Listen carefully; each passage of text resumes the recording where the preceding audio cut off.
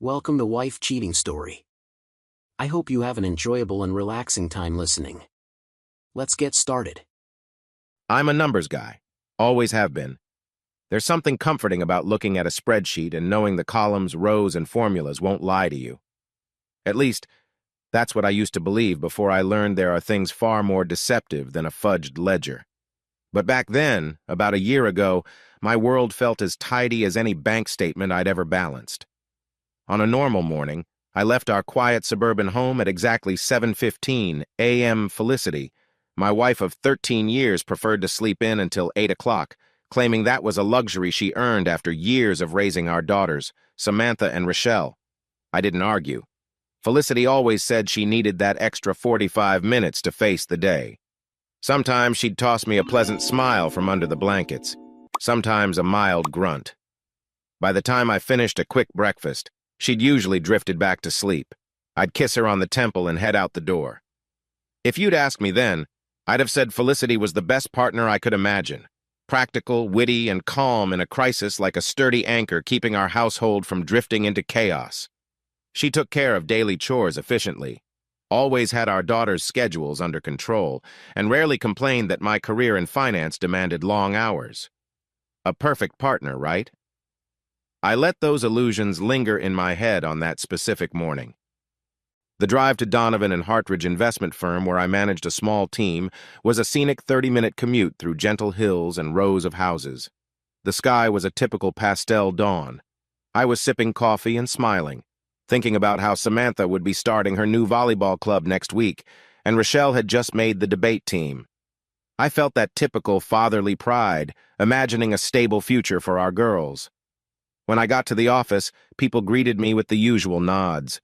Working in finance can seem cold, but I liked it. My coworkers, folks like Kevin Ramirez from sales or Tasha Phillips in HR, waved me over to chat. They were nice enough, though it was always quick small talk before we drowned in our respective workloads. That day, Martin came by. Martin Donovan, my younger brother by 3 years, had recently joined the firm in an entry-level analyst position. It had been my idea to bring him on board. I thought giving him a break might help him find his direction. Even though Martin had a scattered track record, he jumped from job to job. Never settling, I hoped he'd thrive under my mentorship. See, I always took some pride in looking out for him. Our dad, Malcolm, liked to say I gave Martin too many chances. Maybe I did. Martin swung into my office mid-morning, a big grin on his face. He did that a lot, showed up unannounced. He peered around my desk, scanning it like a cat about to swipe a glass to the floor. "Hey, big bro," he said casually. "Got time for lunch later?" "Sure," I replied. "Noon sound good?" "Works for me." He lingered, glancing at some files I had open on my screen. Then his expression flickered with something interest or envy. I couldn't tell. But it passed as quickly as it came, replaced with that grin again. "I'll see you at noon," he said. "Don't work too hard." I nodded, eyes returning to my spreadsheet. There was a part of me that felt proud Martin had found a foothold, but sometimes I sensed something else beneath his friendly exterior, like a faint, simmering frustration. Maybe it was jealousy? I'd brushed the thought aside, reminding myself we were family. That day, Martin and I grabbed burgers at a downtown cafe. He asked me about the upcoming expansion in the firm. I told him it might lead to promotions if he stuck to it. He nodded politely, then changed the subject to Felicity. He wanted to know if she'd be coming to Mom's birthday next week. A routine conversation that felt normal.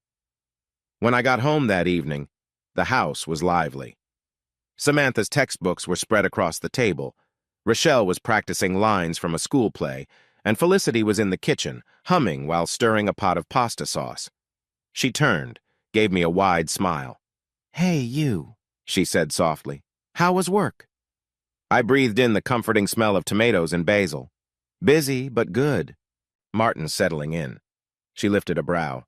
"He's a quick study, isn't he?" "Sure is," I said, noticing a strange glimmer in her eye. Felicity always supported me helping Martin, so I didn't overthink it. He'll do well if he keeps at it. We ate as a family that night, at the old oak table Felicity inherited from her grandparents. They used to say that passing along the table was a sign of passing along good fortune. Funny, the stories we trust so easily. Samantha was excited about her volleyball practice. Rochelle was debating which poem to recite for her drama club. Felicity asked about office gossip, and I gave her a short summary of the day. Nothing felt out of place. Nothing felt off. I remember finishing the meal and thinking how lucky I was. If anyone had told me that in just a matter of days my life would be flipped upside down, I would have laughed. Yet there were little clues, like a subtle sourness in Felicity's smile or a flick of her gaze that lingered on me a second too long, or the way Martin's grin at lunch seemed forced, as if he was chewing on a secret. But in the hustle of daily routine, you brush off such signals as figments of an overworked mind. Later that night, after the girls were in bed, I joined Felicity in the living room. We sat together, the TV humming in the background with some cooking show, though neither of us really watched. Felicity pulled a blanket up around her shoulders. "You think Martin is adjusting okay?" she asked suddenly. "I think so," I answered. "He's a bit out of his depth, but he'll learn fast." She nodded. "I hope he appreciates what you're doing for him." I shrugged, feeling a spike of warmth in my chest. "He's my brother. We take care of each other." She didn't respond, just tucked her feet up under herself. When I turned, I noticed her gaze was distant, as if her thoughts were miles away.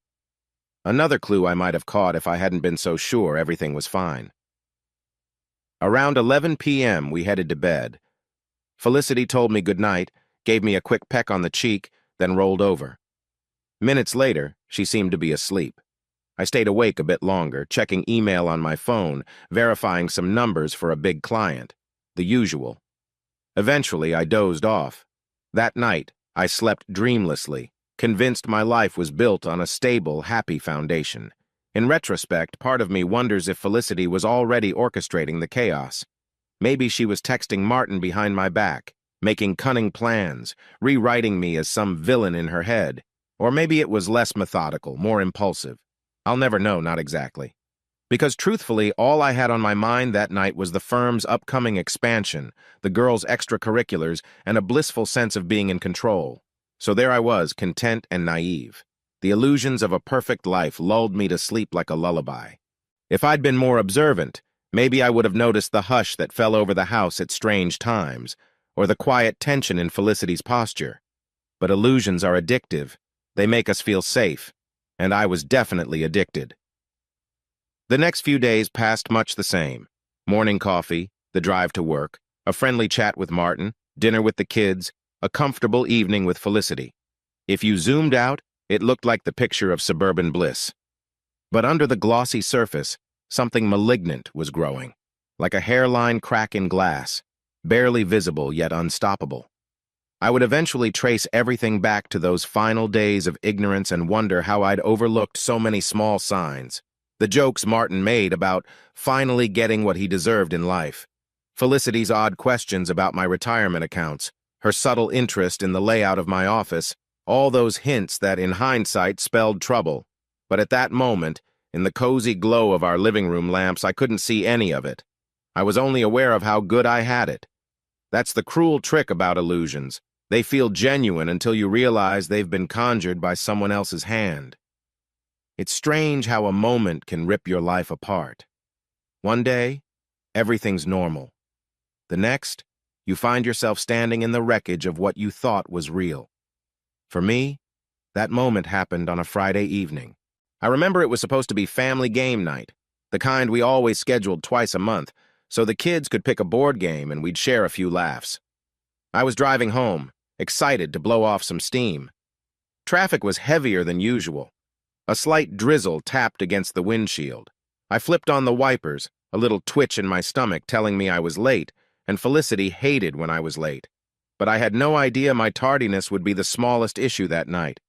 Pulling into the driveway, I noticed the house lights were on, but the curtains were closed. That was odd. Felicity normally opened them so she could peek outside. My phone buzzed with a text from Martin. "Are you home yet?" It struck me as a weird question.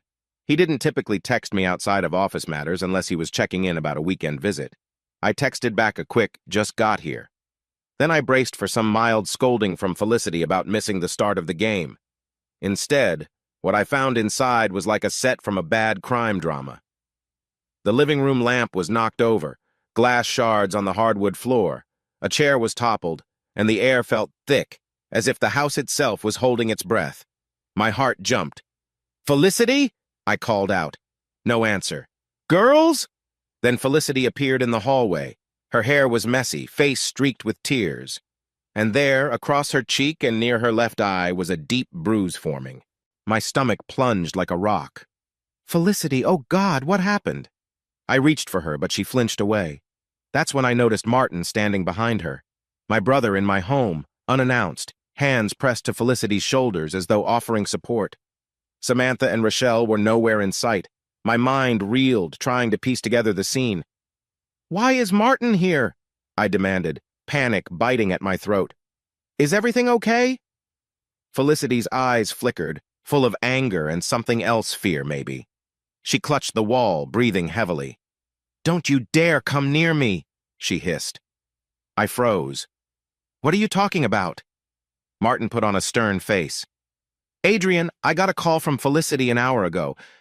She said—" He paused, glancing at her for permission. Felicity nodded through clenched teeth. "She said you hit her." "What?" I exhaled the word like it burned. "I wasn't even here. That's insane." She let out a small sob and pointed to the bruise. "You did this," she whispered, voice trembling. "You came home, furious. You were yelling about money. You shoved me. I fell into the lamp." It felt like time slowed to a trickle. I stared at her in disbelief, mind scrambling for a single shred of logic. I'd literally just walked in. My jacket was still wet from the drizzle outside. "You're lying," I managed to say, voice shaking. "I just got here." "You know that." Felicity stared me down, tears streaming. "Why are you doing this?" she cried. "We have children, Adrian." I was speechless, my gut twisted in nauseating shock. "Where are the kids?" Martin's lips pressed into a thin line. "They're upstairs. They're scared out of their minds. Samantha called me when Felicity told her what happened." "Called you? She would have called me." My voice was rising. The tension in the room was suffocating. Before Felicity could respond, Raydan blue lights flickered through the front window. My heart lurched. Police sirens. 2 uniformed officers knocked firmly on the door. Martin guided them in, stepping aside like he was the official orchestrator of this horror show. "This is him," Martin said quietly, gesturing to me. "I saw Felicity's injuries. She's in shock." I pivoted to the officers, my hands up, mind spinning. "Look, I just walked in. I swear." One officer, a tall woman with a no-nonsense look, raised a hand to silence me. "Sir, we've received a domestic disturbance call. Are you Adrian Donovan?" "Yes," I stuttered. "I can explain." Felicity's sobs intensified. She clung to Martin's sleeve, whispering how I came home in a rage, how I knocked over the chair, shoved her around, the lamp, the bruise. I was shouting my innocence, but it was like yelling into a storm. The second officer retrieved a pair of handcuffs. The tall one read me my rights. My vision blurred as I tried to catch Felicity's eye, but she refused to look at me. Martin, on the other hand, stared right at me, almost triumphant. That was the moment I realized something was deeply, meticulously wrong. As they led me outside, I saw neighbors peeking from their windows. Mom and Dad Malcolm and Anita were pulling up in their sedan, confusion painted across their faces. Felicity had apparently called them too. They stepped onto the lawn, and I caught sight of Dad's furious glare, Mom's tearful expression. "Adrian, what the hell did you do?" Dad barked, stepping forward. "I did nothing!" I cried, but the police were already pushing me into the back seat of the squad car. The ride to the station felt like an out-of-body experience. My thoughts whirled. What was Felicity thinking? Why was Martin standing so calmly in my living room? Where were Samantha and Rochelle? Everything was surreal, but the cold cuffs on my wrists told me it was horribly real. At the station, I was booked for domestic violence. They took my statement, and I tried to explain I'd only just arrived home. The officers told me Felicity's bruises were consistent with a physical altercation. They had witness statements, Martin's, and presumably the girls claiming I was the aggressor. My pleas that this was all a setup fell on deaf ears. For now, Felicity's injuries were enough probable cause to hold me. I spent a sleepless night in a holding cell. Part of me believed the truth would come out once everyone cooled off. Felicity would realize the severity of her lie. Martin would recant his bogus claims. But a gnawing fear burrowed into my gut. Something about Martin's eyes, the intensity of Felicity's accusations, suggested a deeper plan at work. When morning arrived, my parents showed up looking grim. Mom had tears in her eyes. Dad asked me point blank if I'd snapped under pressure. I insisted I'd never touched Felicity. He didn't look convinced. "Your brother was there, Adrian," Dad whispered, pained. "He said you were out of control. Felicity's own face shows it. You can't expect us to ignore that." Their words tasted like betrayal. "You're taking Martin's side?" I snapped, feeling my whole body tremble. They said nothing, which told me everything. Released on bail that afternoon, I walked out of that station a suspect, a pariah. My entire world had just shifted on its axis. The illusions of my safe, stable life were shattered. In their place stood raw confusion and a festering sense of betrayal I could barely contain. Martin's manipulative presence in my home, Felicity's tearful performance, my parents' immediate distrust, and over it all, the echo of the girls' frightened voices calling Martin instead of me. I realized with a sinking heart, this wasn't just a misunderstanding. It felt like the opening salvo of a carefully orchestrated takedown, and I had no idea how deep the damage would go or how vicious Felicity and Martin might become. I used to think the legal system was straightforward. If you're innocent, you prove it, and the truth prevails. But that's not how it felt, sitting in a cramped courtroom 2 weeks after my arrest, wearing a wrinkled shirt and anxious sweat. My new attorney, Blair Hastings, was recommended by a co-worker who'd seen someone in a similar bind. Blair seemed capable, though she kept warning me that domestic violence cases can hinge on small pieces of evidence. And in this case, it looked grim. Those 2 weeks were a haze. After my night in the holding cell, Felicity filed a restraining order. She barred me from the house, from contacting her or the kids. I ended up crashing at a cheap motel because I had nowhere else to go. Mom and Dad were torn. They didn't explicitly reject me, but they leaned heavily on Martin and Felicity's version of events. Samantha and Rochelle wouldn't answer my texts. Felicity even froze our joint bank accounts, citing concerns about financial abuse. Financial abuse? I felt like my entire identity was being redefined. I was the breadwinner, the stable one, but now painted as a monster. In the hearing, Felicity sat next to Martin, which burned me more than I expected. She had a bandage on her upper arm, supposedly from another push I'd given her. The bruise on her face had turned a fading yellow, but it was still there, a damning visual. Martin looked calm, like he was savoring the spectacle. I wanted to confront him, but my lawyer told me to keep quiet. When the judge asked Felicity to recount the events, I almost couldn't believe what I was hearing. She described a heated argument about money, my alleged rage at her overspending, as if she was a liability. She said I'd thrown a vase, broken a lamp, and then shoved her so hard she fell against the coffee table. According to her, I rushed out in a fit, slamming the door. That's when she dialed Martin for help, because she feared for her life and our daughter's safety. Samantha's statement corroborated Felicity's timeline. She heard a loud argument and a crash, then her mother crying for help. Rochelle testified something similar, tears in her eyes. Both my girls avoided eye contact with me. I nearly broke down. The heartbreak of seeing my daughter speak such things unintentionally or intentionally coached tore me up. Martin nodded sympathetically, adding his piece about how he arrived to find Felicity trembling in pain, the living room in disarray, and me nowhere to be found. He told the court he believed I'd been snapping under stress at work.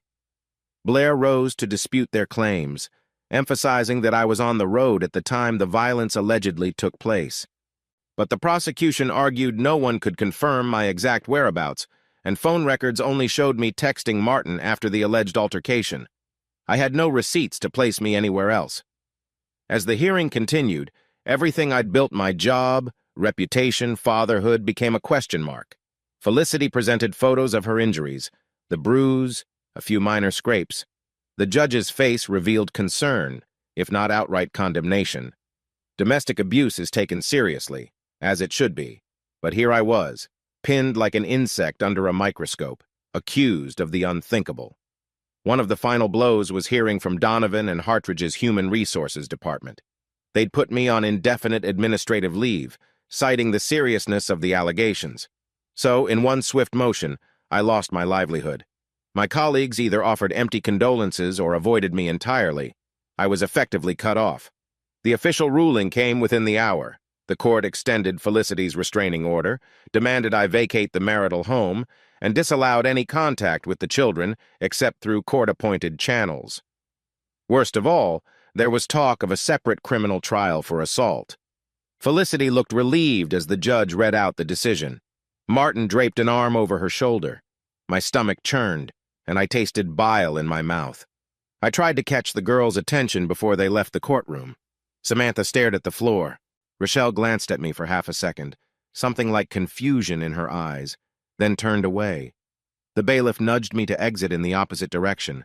Blair patted my shoulder, quietly saying, "We'll appeal, Adrian." But her tone carried the weight of 1,000 uphill battles. That afternoon, I gathered my few belongings from the motel and walked to a nearby coffee shop. My phone buzzed. A message from Martin, unbelievably. "Sorry it had to go like this, man." I nearly smashed the phone against the pavement. Instead, I put it on silent. "Sorry it had to go like this?" The words read like a victor's gloating. My mind seethed with 100 questions. Why was Martin so deeply involved with my wife? How did he convince my daughters to back his story? Had he planned it for days, weeks? Reality sunk in. For the time being, I was powerless. My attempts to protest my innocence were drowned by Felicity's performance and Martin's backup. The system was far from the clear-cut truth finder I'd imagined. I could do little but comply with the orders to stay away from my own home. And as if that wasn't enough, the phone call from Donovan and Hartridge came later that evening. They terminated my contract, citing unacceptable personal conduct. In the blink of an eye, I lost both job security and familial bonds. That night, I ended up in a dingy extended-stay motel on the edge of town, the same place I'd once half-jokingly told myself I'd never want to be caught dead in. The walls were thin. I heard a couple arguing in the adjacent room, a TV blasting in another. I sank onto the bed, mind running in circles. I wanted to scream, to demand Felicity stop this madness, but she was unreachable. The restraining order made sure of that. My desperation was amplified by heartbreak. I didn't understand how my daughters could say those words. Could they really believe I harmed their mom? Did Felicity manipulate them? Or had Martin threatened them somehow? I agonized over every detail, searching for hidden clues. In that moment, I felt something shift inside me, a spark of defiance. Yes, I was drowning, but a part of me refused to believe I'd stay submerged. The shock was evolving into simmering anger. I told myself that eventually the truth would come out and I'd reclaim my life. But I was naive about how long and twisted the path could be. I didn't sleep much, staring at the motel ceiling, listening to the muffled arguments next door. It felt symbolic. People screaming, accusations, broken trust.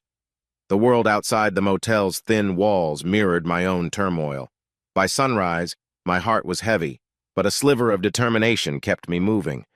I still hoped I could fix this, that Felicity would have a change of heart, that Martin's plan, if it was a plan, would unravel. But a heavier dread took shape in the back of my mind, whispering there was no quick fix. My illusions about justice, family loyalty, and even my own sense of safety had shattered. I was left with an empty gaze and a battered reputation, facing a future that felt suddenly hostile. For the first time in my life, I understood fear not as a fleeting worry, but as a cold, persistent weight you carry in your chest. The day after the hearing, I found myself staring at my own reflection in the motel bathroom mirror. My hair was disheveled, eyes bloodshot from lack of sleep. I hardly recognized the man looking back.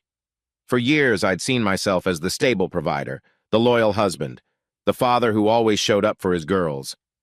Now I looked like some drifter, an accused abuser staying in a bargain basement room. A buzzing phone call jolted me from my thoughts. My friend from college, Ray Tompkins, was on the line. We'd kept in touch casually over the years. He'd heard the rumors this town was small enough that gossip traveled fast. I cringed at the idea of explaining everything, but Ray said he wasn't calling to pry. He wanted to help. "Look," he said gently, "I know you're in a tough spot, Adrian. I've got a lead on a job in Sydney. An old colleague of mine is looking for someone with your finance background. Maybe it's a fresh start." Sydney. The idea sparked immediate conflict in me. How could I leave my daughters behind when everything was in turmoil? On the other hand, I was effectively locked out anyway. No contact, no job. The walls here felt suffocating. I told Ray I'd think about it. Within days, he connected me with a small brokerage firm in Sydney that needed an experienced consultant. My resume, aside from the personal issues, was impressive. The manager, Clay Anders, interviewed me over video call. We talked about possible short-term contract work to start. It wasn't the same pay scale I once had, but I sensed an open door, a lifeline. Meanwhile, daily life in the motel was draining. My attorney Blair told me the criminal investigation was ongoing, but no formal charges had been confirmed beyond the initial accusations. The waiting was maddening. I tried calling Samantha and Rochelle from a payphone, only to be told by Felicity through an email from her lawyer that any further attempts at contact outside official channels would be considered harassment. I was heartsick. The silence from my daughters was crippling, but I had to abide by the restraining order or risk making things worse. During one sleepless night, the realization sank in that Martin and Felicity probably orchestrated everything with chilling precision. She had bruises to show. Martin had a timeline. The girls who knows what they'd been told or threatened with repeated the narrative. And my parents, Malcolm and Anita, seemed convinced of my guilt. This was no spur-of-the-moment misunderstanding. It was more like a well-laid trap. Accepting that left me both furious and frightened. If they could do this, how far might they go to keep me down? On a Saturday morning, I got a knock at my motel door. I opened it to see my father, Malcolm, standing there looking older than I'd ever noticed. He had lines etched deep across his brow. "Dad?" I said, stepping aside. He took a seat on the edge of the bed, shoulders slumped. I had to see you face to face." Unease coiled in my chest. "And?" He stared at the floor. "Your mother and I are struggling to understand. We want to believe you, but there's Felicity, your own daughters. We saw her injuries." My throat tightened. "I didn't lay a finger on her. I got home and found her like that. I told you everything." He wrung his hands. "Why would she accuse you then? That bruise isn't made up, and Martin told us he saw you push her." A hot anger flared. "Martin's lying," I snapped. "But you're believing him. You're believing Felicity." Dad's eyes flicked to mine, pained. "What else can we do? We have to protect your mom, your daughters. If there's a chance you—" I stood abruptly, pacing. "So you'd rather discard your own son than question Martin's motives? Doesn't that raise any red flags for you?" He sighed, looking defeated. "Your mother's shattered by all this. She's had trouble sleeping. We don't know what to do."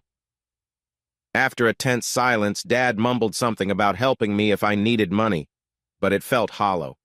He left soon after, leaving me with an empty apology.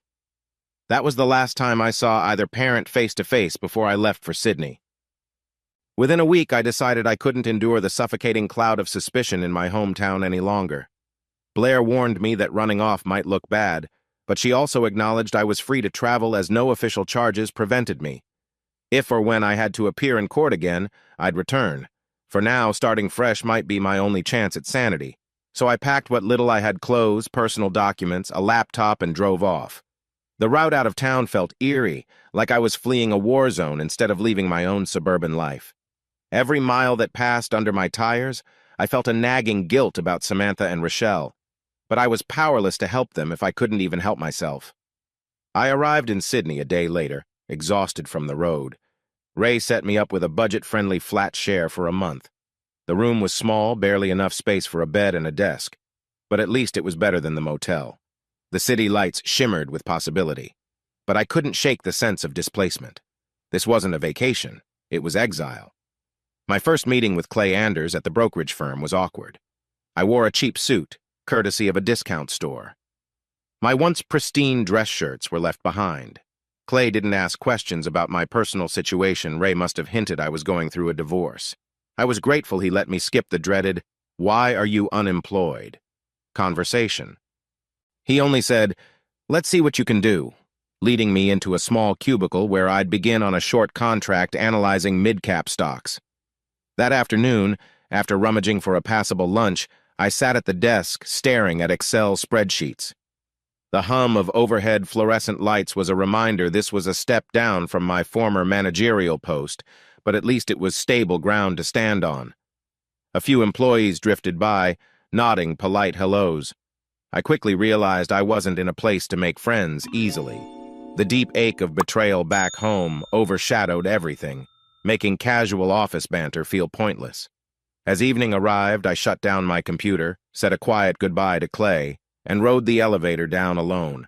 Standing among the city's bustle felt surreal, busy streets, neon signs, a swirl of strangers.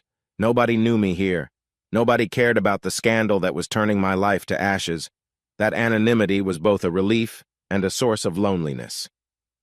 Back at the flat, I opened a cheap beer and stared at the peeling wallpaper, mind rattling with questions. Why didn't Felicity just leave me normally if she was unhappy? Why drag me through the mud? What did Martin stand to gain by siding with her? My phone buzzed occasionally with spam calls or messages from Blair about small updates. No breakthroughs, no miraculous confessions.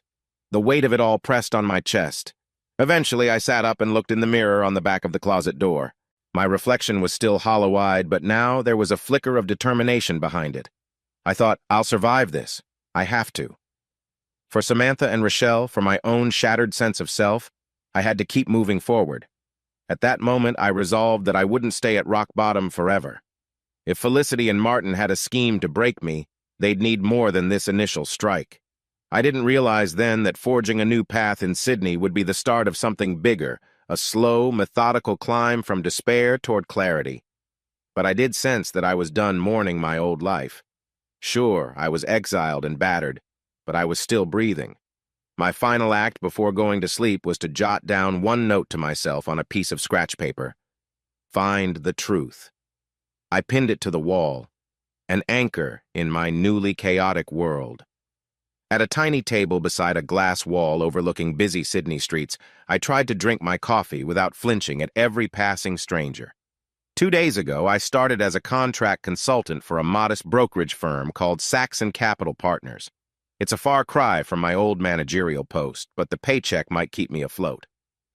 My first morning at Saxon Capital was all about meeting people whose names I forgot 2 seconds after hearing them. The office itself felt friendly enough open-plan desks, a small lounge with a microwave that made everything smell like reheated pizza and potted plants that looked half dead. Despite the warm welcomes, I sensed curious eyes on me. Some folks probably saw a guy newly arrived from a different city, while others might have heard whispered rumors. He's the one with that messy personal situation. I had just finished talking to Clay Anders, my direct supervisor, when I spotted a woman with shoulder-length dark hair peeking over a low partition. She moved with a quiet confidence, like she chose each step carefully. Later, I'd learn her name was Bianca Lawson, the office receptionist, but at that moment she was just a polite stranger offering me a faint half-smile. "Hey," she said after I walked over to refill my coffee mug. "You must be Adrian, right? I'm Bianca." "Yeah, good to meet you," I replied.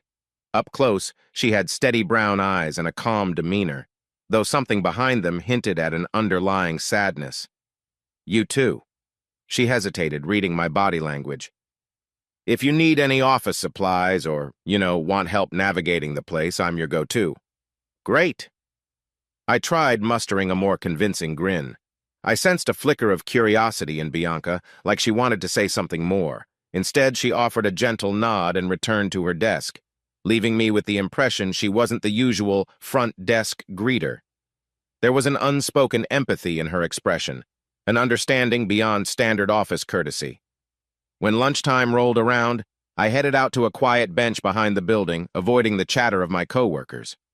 A few of them had invited me to join the local sandwich run, but my anxiety bristled at the idea of casual small talk. I was still raw from everything that happened back home. I couldn't risk letting my guard down around people who might gossip. I took out a simple turkey sandwich from a brown bag. Before I managed the first bite, I heard footsteps behind me. "Mind if I sit?" Bianca asked, gesturing to the corner of the bench. "Sure," I said, sliding over. She set down her lunch container carefully. Neither of us spoke for a minute. Finally, she broke the silence. "Clay says you're on a short-term contract. Are you liking it so far?" I shrugged. "It's fine. Different from my old place.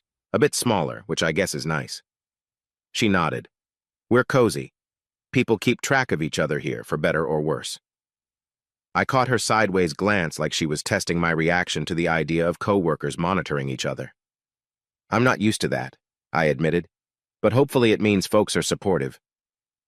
Sometimes, she said, lips forming a faint smile. I had to get used to it too. Gossip can be rough, but I try to give everyone the benefit of the doubt, you know? We exchanged a few more pleasantries before she headed inside. A subtle sense of relief washed over me. There was something unforced about her presence. No prying questions, no condescending sympathy. By mid-afternoon, I was knee-deep in spreadsheets, double-checking client portfolios. Time passed faster than I expected, and I barely noticed the occasional curious stares from colleagues. Ray Tompkins, the friend who helped me land this gig, had texted, "Hanging in there?" I typed back a quick, "Yeah, thanks." He didn't push further, which I appreciated. My day wrapped up close to 7 p.m. I was the last one out except for Bianca, who was tidying up her desk. As she turned off the lobby lights, I realized we were walking out together. She asked, "How was your first day in the trenches?" "Tiring, but good," I lied smoothly. My real feelings were more chaotic, my mind constantly drifting back to old wounds, glimpses of Felicity's face twisted in anger, memories of being led away by the police. "Still figuring out the office dynamics. I want to keep my head down and do the job, you know?" Bianca nodded. We stepped onto the sidewalk, the glow of street lamps reflecting off wet pavement from an earlier drizzle. I get that. Sometimes it's easier to stay under the radar. People can be intense. I gave her a thin grin. "Well, if I have any HR fiascos, I'll come to you." "Deal," she joked, but her expression sobered. "Just so you know, if you ever need to talk about stuff, I'm here.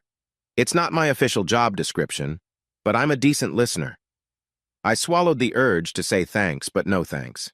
Instead, I said, "I might take you up on that sometime." Part of me was surprised by her straightforward offer. Usually, I expected office acquaintances to keep things superficial, but Bianca was different. We reached the corner where our paths split. She headed for a nearby train station, and I walked toward my sublet apartment. We wished each other a good night and parted ways. My footsteps were heavy, but I felt an odd sense of possibility. This city, loud, crowded, and detached from my old life, might be where I rebuild. Back at my cramped room, I flopped onto the bed, replaying the day in my head. If life were normal, I'd be calling my daughters, hearing about Samantha's volleyball practice or Rochelle's latest school project. Instead, I stared at the silent phone on the nightstand, counting down the days since I'd last spoken to them. The ache was near constant, but now that I had a job, at least I could stay afloat. Sleep came fitfully. Dreams twisted into nightmares.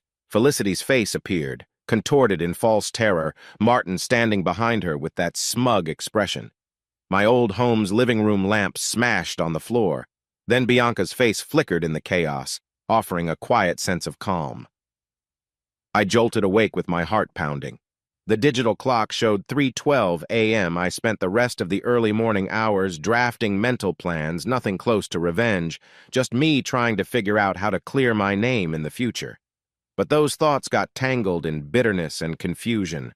Eventually, I drifted back to sleep, only to wake at dawn with a single realization. I was wearing a new mask in this new city. Nobody here truly knew me, but if I wanted a second chance, maybe I had to play the part of a man who was simply starting over. No drama, no scandal. Keep it together, keep it quiet, at least for now. I'd been at Saxon Capital for nearly a week when Bianca popped by my cubicle for a casual check-in. She leaned against the low partition, arms folded, scanning my messy desk with mild amusement. "Adrian, you have more sticky notes than I do," she teased, her eyes dancing over the multicolored squares covering my monitor. "That's quite a feat." "Occupational hazard," I joked back, then paused. "How's your day?" A slight shadow crossed her face, but she brushed it off quickly. "Busy. Had to deal with a vendor who wouldn't stop flirting whenever I pick up the phone. I reminded him I'm not single, though that's not entirely relevant," she added with a roll of her eyes. I raised an eyebrow. She'd never mentioned a partner. Sensing my curiosity, she shrugged as though to say not important. Then, in a quieter tone, she said, "Hey, I usually take a coffee break around 3. Want to join me?" I glanced at the time, 2:58 p.m.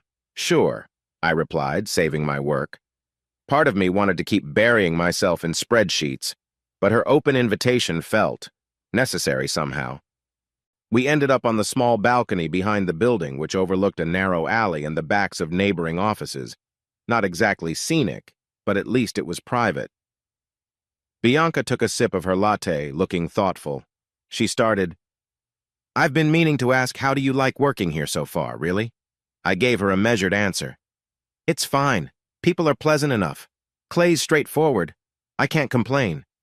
She examined my face. "But you're still guarded," she noted quietly.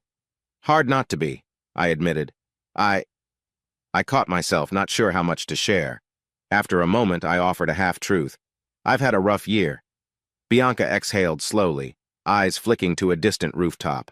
"I get it," she said. "Trust me, I understand rough years." That subtle empathy in her voice made me curious. I wondered if something else sat behind her polite exterior. "You want to talk about it?" I asked before I could stop myself. Her hesitation was brief. Then she pursed her lips as if deciding where to begin. "Maybe it's easier if I just say it in one go," she murmured. She took another breath. "I was engaged once to a guy named Crispin Foley. We had everything planned: wedding date, venue, even the color scheme. Then it all fell apart." I let her words settle, noticing how her hands trembled slightly around the paper coffee cup. "I'm sorry." She nodded, continuing. "It wasn't the usual we grew apart story. Crispin and my cousin Nadia, they set me up." A wave of bitterness flickered in her eyes. One day Nadia cornered Crispin while I was out, or maybe Crispin cornered her, still not clear. But the end result was pictures that made it look like I cheated on Crispin with some random acquaintance.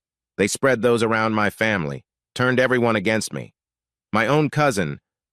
I stared at her in disbelief. "That's twisted," I said, my voice low. "Why would they do that?" Bianca gave a short laugh, devoid of humor. "Nadia always wanted attention. Crispin. Maybe he got a thrill out of humiliating me, or maybe he wanted an excuse to be with Nadia instead.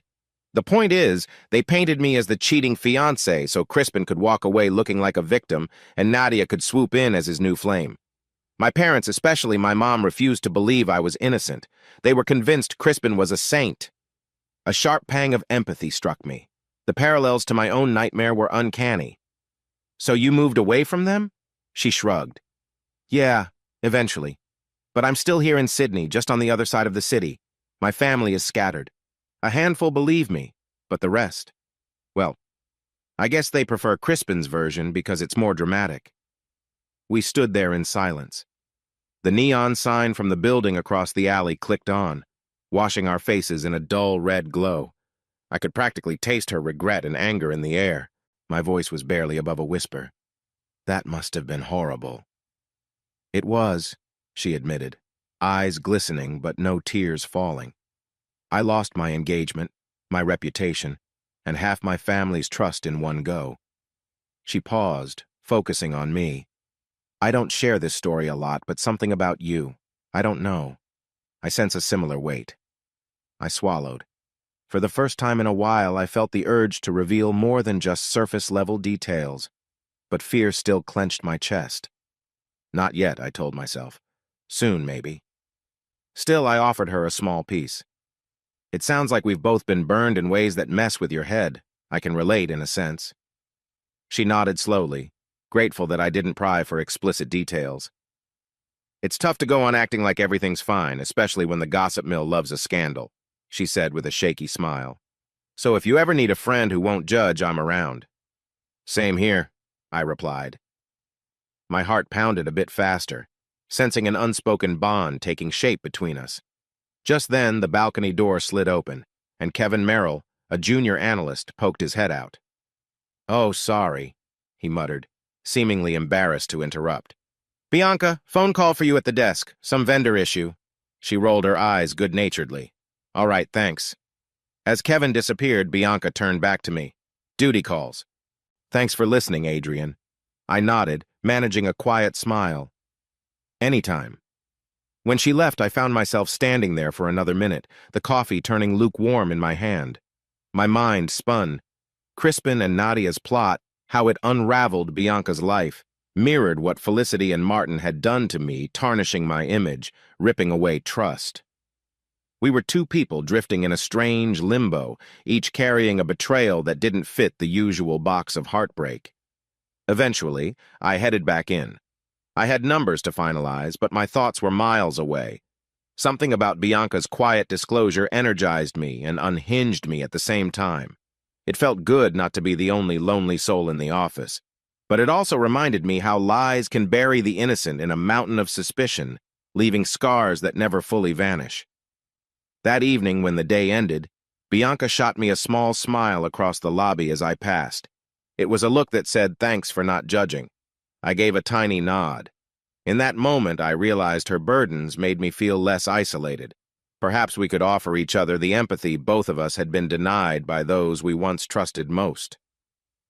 A few weeks into my routine at Saxon Capital, Bianca approached my desk looking uncharacteristically anxious.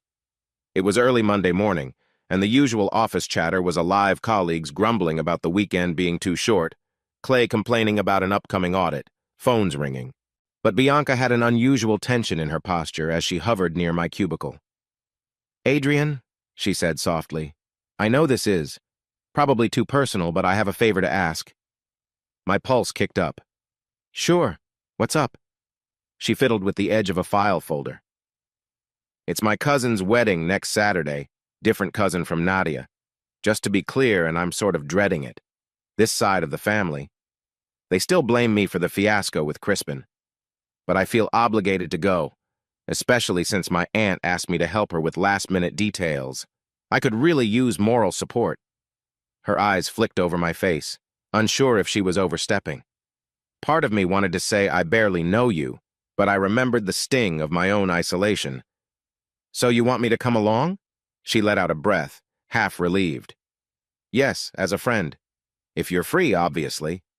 I paused, feeling the weight of it. A wedding sounded like a swirl of forced smiles and awkward questions. But something inside me knew Bianca wouldn't ask lightly. "All right," I said, offering a reassuring nod. "I'll be there." Her shoulders dropped in relief. "Thank you. I'll text you the location. It's not a massive event, but it'll be a day." Saturday came faster than expected. Bianca and I made the drive to a modest banquet hall on the outskirts of Sydney. She wore a knee-length teal dress, elegant but understated. I threw on a navy suit, hoping to blend in. As we walked toward the entrance, I felt her grip tighten on my arm, like she was bracing herself for a collision. Sure enough, the moment we stepped inside, a few heads turned. An older woman with a tight bun Bianca's Aunt Lori, I assumed, hustled over. She gave Bianca a polite hug, eyed me warily, then said, "Everything's hectic. The caterers are late. The bride's hair is a mess." She rattled off tasks Bianca might help with. Her gaze flickered toward me. "And you are." Bianca introduced me as a coworker and friend. Aunt Lori's brief nod told me I'd be tolerated, not welcomed. Meanwhile, guests milled around, some dressed to the nines, others fussing over decorations. I spotted a few sideways glances aimed at Bianca, hushed whispers. Could be about Crispin, or maybe just wedding drama in general. Hard to say, but I sensed Bianca's discomfort rising. "Let's get you some water," I suggested. She led me to a small refreshments table in the corner, away from the main swirl of people. We sat for a moment, sipping water as Bianca composed herself. Then, out of nowhere, a tall, lean man in a slick suit approached Crispin Foley. My pulse hammered. He looked exactly like I expected, handsome in a too-perfect way, sporting a smug confidence. A woman with bronze curls hung onto his arm. She must be Nadia. The temperature seemed to drop a few degrees. Crispin gave Bianca a bright, artificial grin. Well, Bianca. Didn't expect to see you here." "It's my family," she said tersely. "I was invited." Nadia glanced at me with mild interest. "Who's your plaçon?" she cooed, voice dripping with condescension. Before Bianca responded, Crispin let out a low chuckle, studying my face. "I'm guessing your coworker. Surprised you want to be seen with her, friend." She doesn't have the best track record, does she? My fists clenched. Bianca's entire frame tensed. I managed to keep my voice level. We're not here to cause trouble. Maybe you two should keep walking. Crispin sneered, pulling Nadia a bit closer. Just letting you know the kind of person you're associating with. Wouldn't want you blindsided by her little stunts. I could feel Bianca shaking beside me, a mix of rage and hurt. I rested a hand gently on her arm. Crispin's eyes flicked down to that gesture, a small smirk curling his lips as though he found it amusing. They sauntered off, leaving a trail of smug energy behind. Bianca looked like she was about to crumble. "I'm sorry you had to see that," she whispered. "Don't be," I said firmly. "He's a real piece of work." After Crispin and Nadia disappeared into the crowd, a wave of determination coursed through me. Something about his arrogance reminded me too much of Martin's complacent grin. I scanned the room. On a table near the entrance, I spotted a clutter of gift envelopes. Guests had apparently left them unsupervised for the wedding couple. Then I saw Crispin again, chatting with a middle-aged man who appeared to be discussing money. Crispin was flipping through some paper, his gestures sharp, pointing at a figure. A small detail, but my mind ticked. Is Crispin bragging about finances or scamming someone? "Bianca," I said softly, "do you know anything about Crispin's side hustles or deals? He seems shady." She frowned. "I'm not totally sure. He's always been about big talk, claiming business success. Honestly, I heard rumors he's in debt, but I never got proof."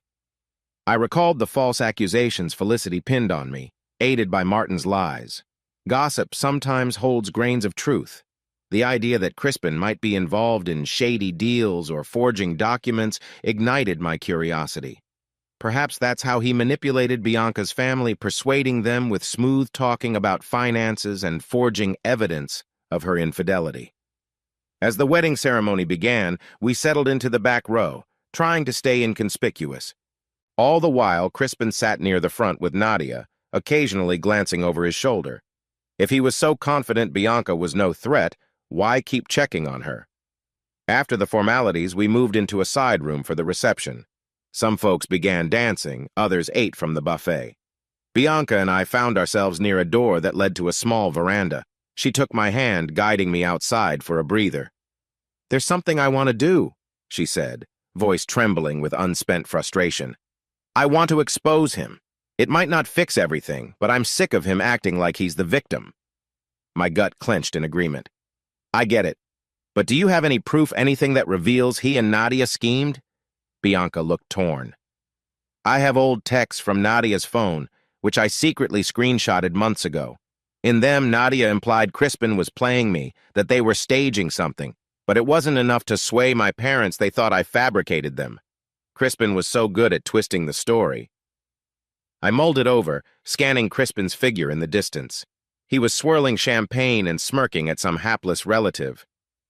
"Maybe there's more we can uncover," I murmured. For a moment, it felt like stepping back into my own personal nightmare.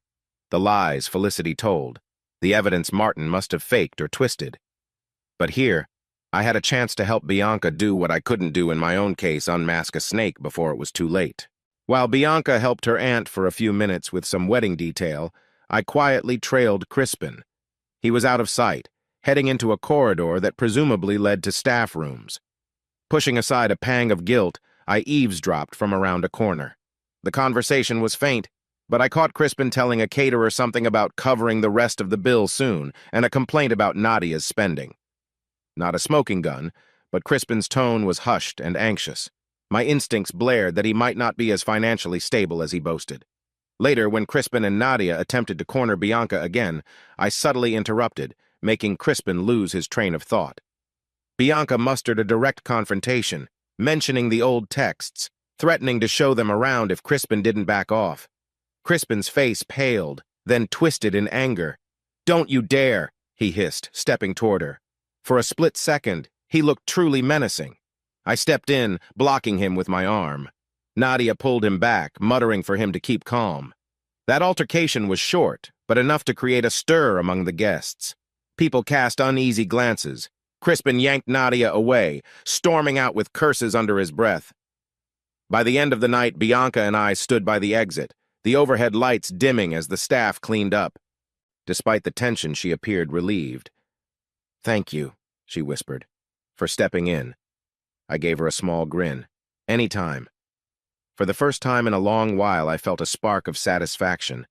Maybe I couldn't rewind my own tragedy, but I could stand beside someone else facing a similar lie. And something in Bianca's eyes told me she recognized we were kindred spirits in betrayal, each longing for vindication. It was late on a Tuesday when Bianca showed up at my apartment door, hugging herself against the chilly evening wind. My sublet was a cramped space on the second floor of an older building. A squeaky staircase and peeling wallpaper gave it a forlorn vibe. I hadn't expected visitors, so seeing her startled me. She offered a tense smile. "Hey, hope I'm not intruding." "Not at all," I said, stepping aside to let her in. The place was tidy enough, just a small couch, a worn coffee table, and a fold-out kitchen table in the corner. I gestured for her to sit, flicking on a second lamp to chase away the dimness. Bianca sank onto the couch, exhaling shakily. "Sorry for showing up like this. I couldn't go home. I started feeling all these memories flood back after that wedding. Crispin's face, the way people stared at me." She trailed off, twisting her hands in her lap. I grabbed a couple of bottled waters from the fridge. "I get it," I said softly. "When you've been wronged like that, those moments sneak up on you." She nodded, gaze distant. We fell into silence. The hum of traffic outside served as background noise, an odd lullaby to the tension. Then Bianca cleared her throat. "I've been thinking a lot about you too, Adrian, how you stepped in at the wedding, how you don't judge me, but also how you're clearly fighting demons of your own. You said you relate to my story." Her eyes met mine, gentle but probing. "What happened?" A lump caught in my throat. For weeks I'd danced around telling anyone the full truth, but the raw sincerity in Bianca's face broke me down. "It's complicated," I began quietly, "but let's just say my wife Felicity and my younger brother Martin made me out to be a villain, accused me of something I never did." Bianca absorbed that, sympathy etched in her features. "I'm listening," she encouraged. I took a breath, choosing my words carefully. I didn't go into gritty details about the violence allegations or the nightmare hearing, just the broad strokes. How Felicity claimed I hurt her, how Martin backed her up, how my life crumbled overnight. My voice shook slightly, recalling the restraining order, losing custody of my daughters, and the isolation I felt when my family turned their backs. Bianca's eyes glistened with empathy. "God, that's terrible," she murmured. "I'm so sorry, Adrian." I forced a tight smile. "Thanks. Hearing your story with Crispin and Nadia felt so eerily familiar. People you trust turning the narrative against you. It changes how you see the world, you know." She gave a sad nod. "Yeah, it does. You start doubting everyone, including yourself." A beat passed, then something shifted in the room, an unspoken connection, a fragile sense of kinship.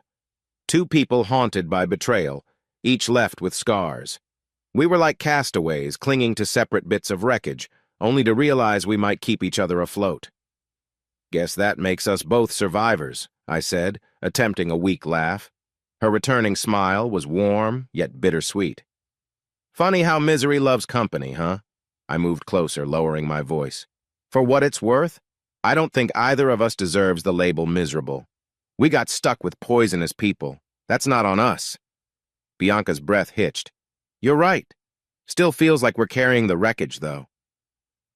We sat like that, time stretching in quiet understanding.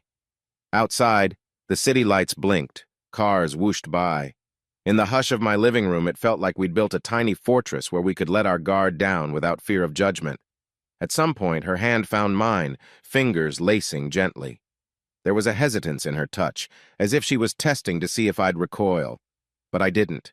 The warmth of her skin against mine was unexpectedly comforting, two lonely souls forging a tentative bond.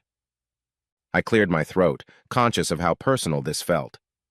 "So, how have you been coping since the wedding?" She squeezed my hand lightly.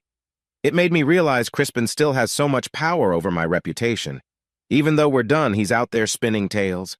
I want to fight back, but I don't know how. A surge of protectiveness lit inside me. "We'll figure something out," I said, surprising myself by the certainty in my voice. She gave me a small, grateful nod. Then her gaze drifted to the cramped kitchenette, the overhead lights casting soft shadows on the wall. "Adrian," she said, quieter now, "thank you for listening, for believing me. It's been a while since I've felt that from anyone." My chest tightened. "Same here," I admitted. "It's like my entire circle caved in when Felicity and Martin stabbed me in the back. I never thought I'd trust anyone again." A faint flush touched her cheeks as she studied me. For a moment, we lingered in that charged silence, hearts pounding with a mixture of vulnerability and cautious attraction. The way she leaned closer suggested we might step beyond mere friendship, but we both seemed uncertain, balancing raw emotions with the fear of risking another heartbreak. Eventually, she laid her head on my shoulder, exhaling a shaky breath.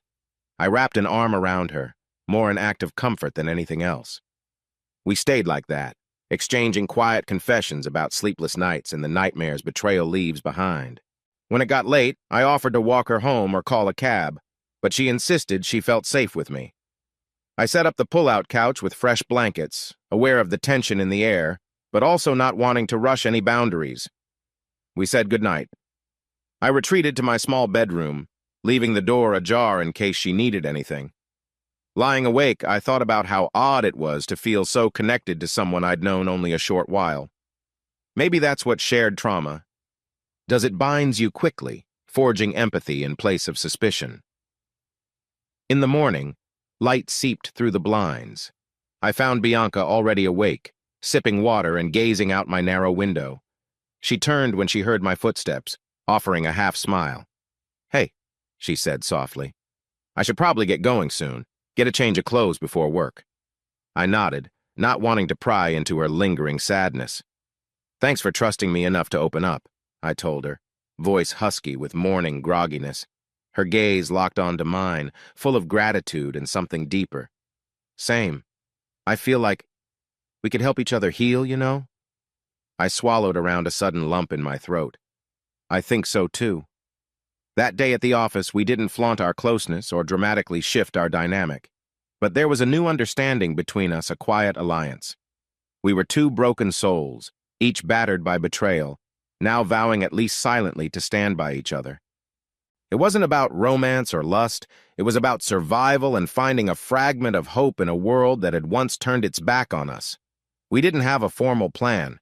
We didn't map out how to fix our bruised reputations or undo Crispin's and Nadia's lies, but we had an unspoken promise: we'll face this together. In that promise, I sensed the faintest glimmer of strength, something I'd long believed was gone. I was never big on taking scenic walks too much time alone with my thoughts, but after spending a solid month in Sydney, I realized it calmed me. The harbor breeze, the sight of ferries crossing under the harbor bridge, strangers hustling through daily life. It gave me a sense that the world kept moving, no matter what chaos was brewing in my head. On a Friday afternoon, I left work early.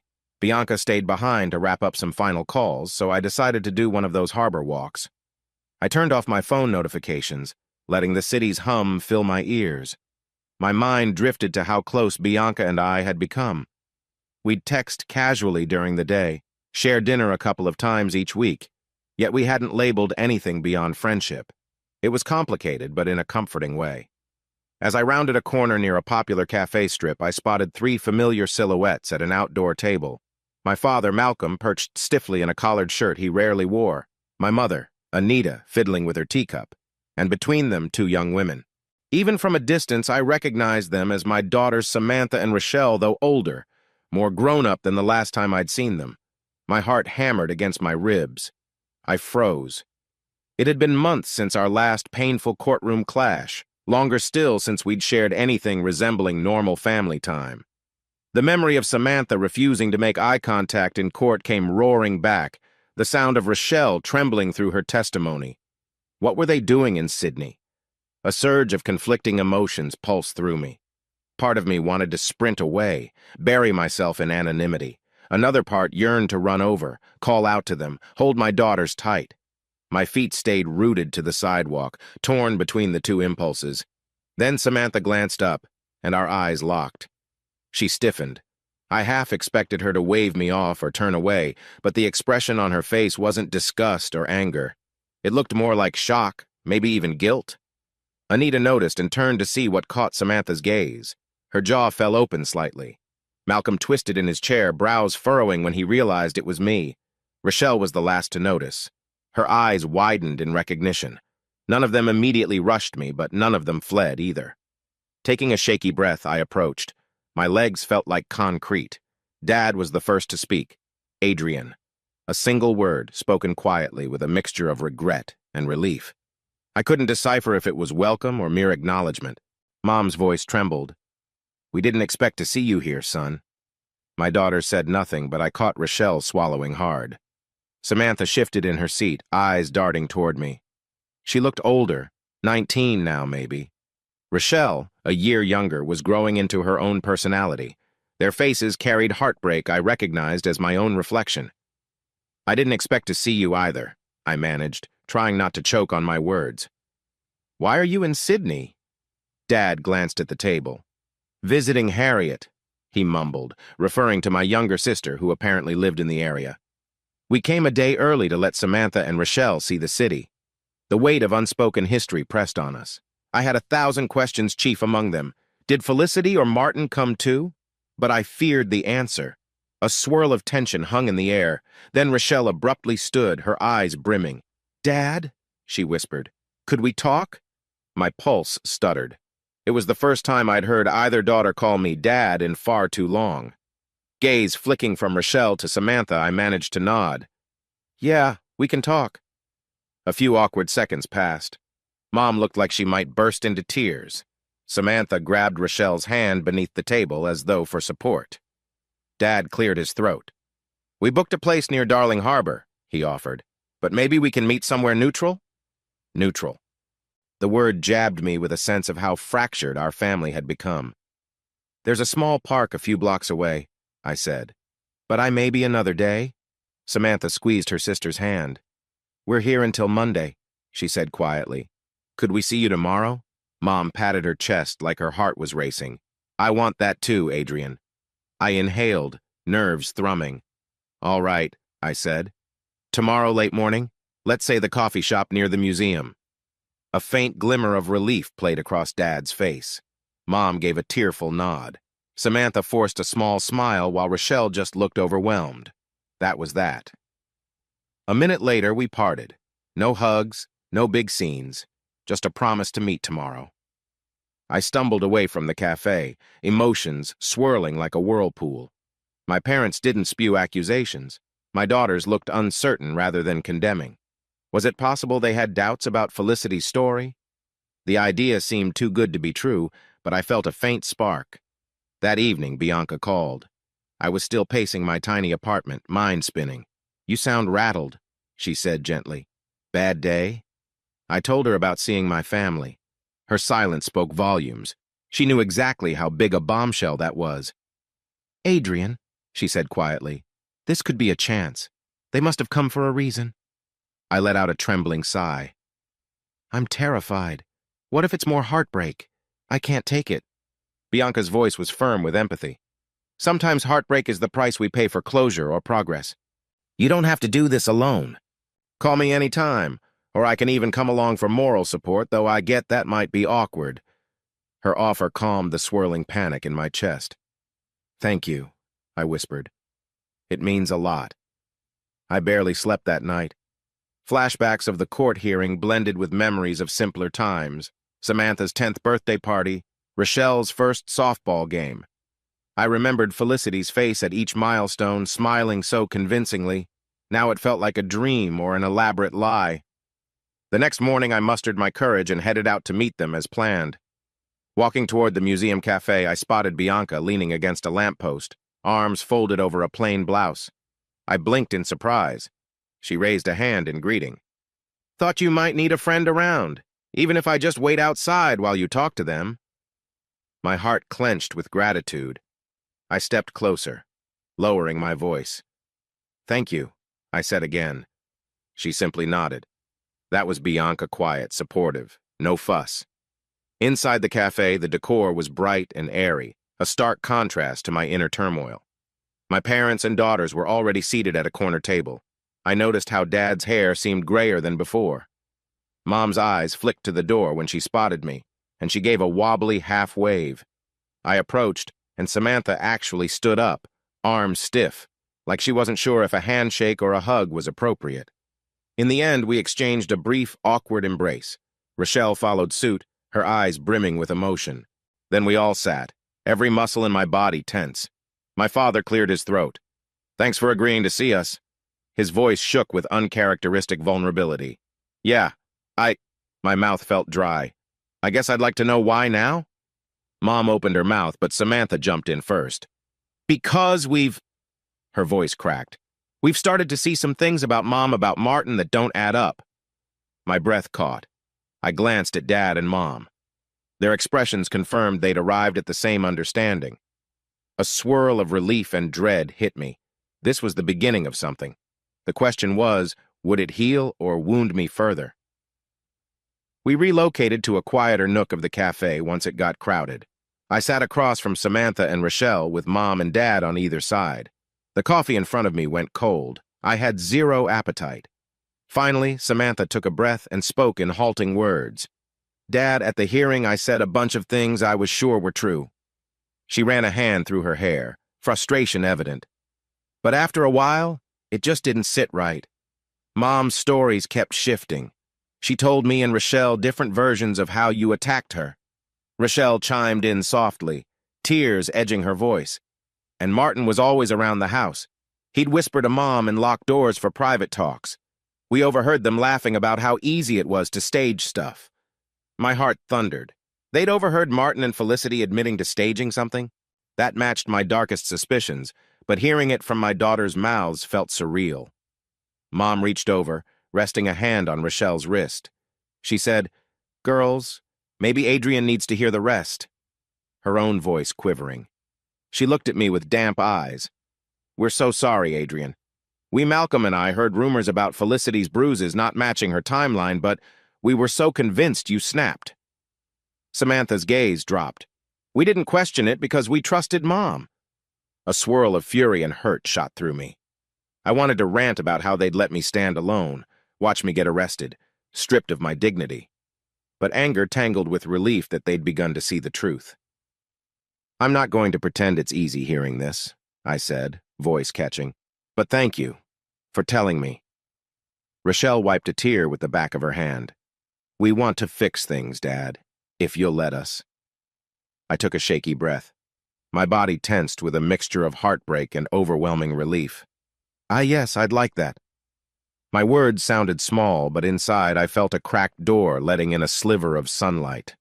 We spent the next hour in hushed conversation. They told me about Martin's frequent visits, how he walked around the house like he owned it, occasionally flaunting a new watch or phone. Felicity brushed it off, claiming Martin was just helping out. Samantha and Rochelle noticed that Felicity got jumpy whenever Martin brought up money, like he was leveraging something over her. At one point, Rochelle whispered, "He's threatened her with blackmail, I'm sure. We just can't prove it." She fiddled with the lid of her coffee cup. Mom acts defensive, telling us to mind our business, but the more she pushed us away, the more we realized something was off. I glanced at Mom and Dad. They nodded in agreement. Dad's face bore shame. "We tried talking to Felicity a few times, but she got aggressive. She even accused us of abandoning her. Then she'd mention how you nearly broke her arm." He grimaced, shaking his head. "Even back then, the story kept changing. So we started doubting." I swallowed a surge of bitterness. "Why didn't you call me?" Dad looked down, unable to meet my gaze. Mom squeezed his arm. "We were afraid of confronting the possibility that we'd wronged you so badly." Her eyes brimmed. We kept putting it off, hoping maybe time would fix things. My chest tightened. "Time doesn't fix betrayal," I murmured. "Only truth does." Silence blanketed the table. For a few beats, all that existed was the muffled chatter of other patrons. Then Rochelle gathered her courage, speaking softly. "Dad, we want to be in your life again. We miss you. But we also need to figure out how to handle Mom and Martin. We're stuck." The conflict in her eyes was clear. Felicity was still her mother, no matter how manipulative. Samantha wore the same turmoil on her face. I felt an ache for my daughters, forced to navigate a family torn by deceit. Slowly, I nodded. Whatever we do, I want us to be careful. Martin's cunning. He's dangerous in his own way. My mind flicked to the day of my arrest, the smug look on his face. If he's blackmailing your mom, or if they're somehow feeding each other's greed, we need to gather real proof, not just suspicion. Their eyes widened. Proof? Samantha echoed. Mom gave me a trembling look. You mean you're considering some sort of investigation? I exhaled. A seed was planted in my mind, though it felt too big for words. I don't have all the answers yet, but if we want to ensure Martin and Felicity don't keep hurting people, we might need to do more than just talk. The edges of my voice hardened with resolve. Despite the tension, Samantha's posture relaxed fractionally. Dad, I'm sorry for everything we said in court, for believing you were a monster. My throat closed up, tears threatening. I know. It's okay, we'll figure it out. The sincerity in her eyes chipped away at the fortress of anger I'd built. We parted with cautious optimism. They promised to stay in town for another couple of days, hoping we could meet again. Before leaving, Samantha whispered, I really missed you. So did Rochelle. I gently hugged them both, an emotional cocktail flooding my veins. Dad patted my shoulder, tears shining in his eyes. Mom mouthed, I love you, then quickly followed him out. I remained in the cafe, stunned, part of me still bracing for the other shoe to drop. Out on the sidewalk, I found Bianca waiting as promised. One look at my face, and she saw the mix of relief and heartbreak. That intense, huh? She asked. I exhaled shakily, giving a small nod. They confirmed a lot of my suspicions about Martin and Felicity. Bianca didn't push for more. She simply entwined her arm with mine as we walked away.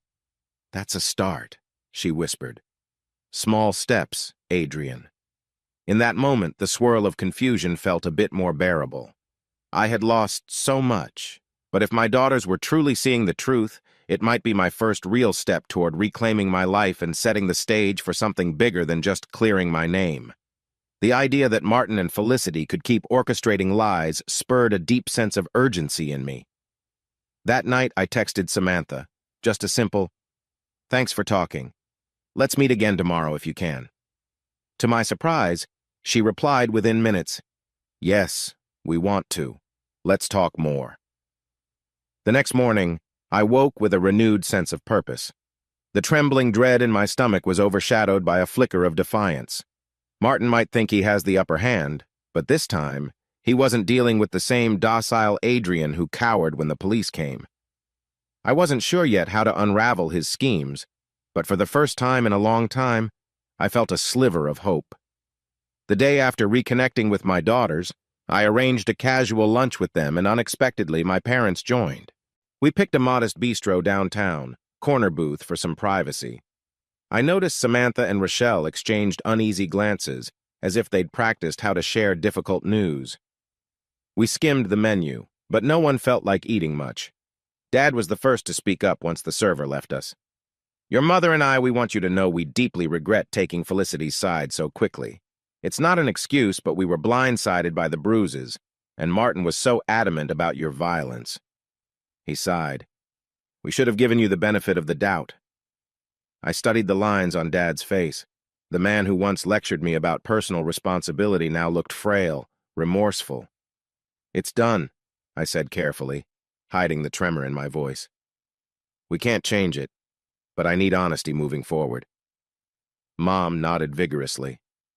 You have it. Adrian, we've pieced together some details. Felicity's been different since the accusations. She uses more money than normal, constantly complaining about debts she has. Sometimes she's on the phone late at night, sounding upset. She tries to hide it from the girls. Samantha leaned forward, her voice subdued. We also see Martin pressuring her. One time I overheard him say, "Don't forget who made this happen," like he was reminding her he orchestrated your downfall, and Mom just caved. I clenched my fists under the table.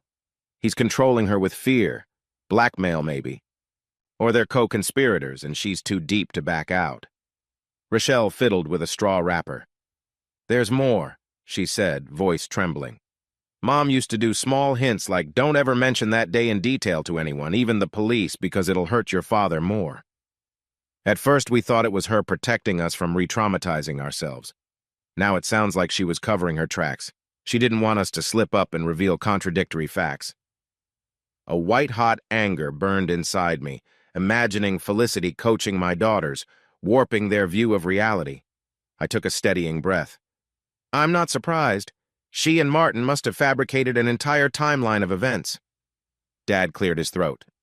We, also want to tell you about Harriet. My sister had been a ghost during the entire fiasco quiet, not picking sides publicly. She's in Sydney, but she keeps a distance from us. She mentioned, well, she hinted that Martin has hurt her too in some way. Hurt her how? I asked, alarmed. We're not sure, Mom admitted. But Harriet refused to come with us. She said, I can't face Adrian until I figure out my own mess with Martin. She left it at that. My jaw tightened. Could Martin have manipulated Harriet similarly? Or maybe Harriet had knowledge of Martin's finances or indiscretions? Samantha interjected. Dad, Harriet didn't defend you in court, but she also never spoke out against you. She basically vanished. Something's really off. I stored that information away, mind swirling. Harriet might hold vital clues to Martin's deeper patterns. If I was going to bring Martin down assuming that's the path I'd choose, I'd need all the insight I could get. Lunch ended on a bittersweet note. My parents apologized again, even offering to speak to lawyers if needed, but I waved that off for now.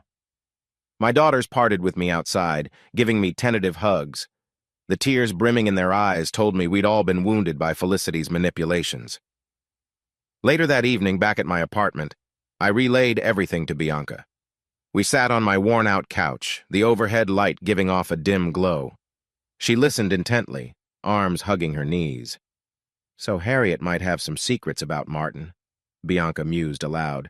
Sounds like she's grappling with guilt or fear. I nodded. She's always been quiet, more of a tomboy who kept to herself. If Martin did something to her god, I don't even want to imagine, but it could be crucial.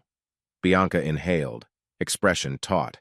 If we can get Harriet to open up, that might be a huge step toward exposing Martin's lies. Her unwavering support bolstered me.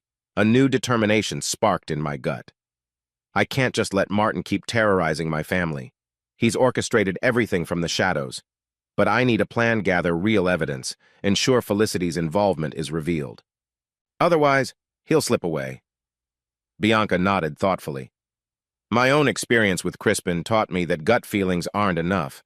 We need tangible proof, documents, recordings, maybe confessions, something that stands up if they try to spin the narrative again.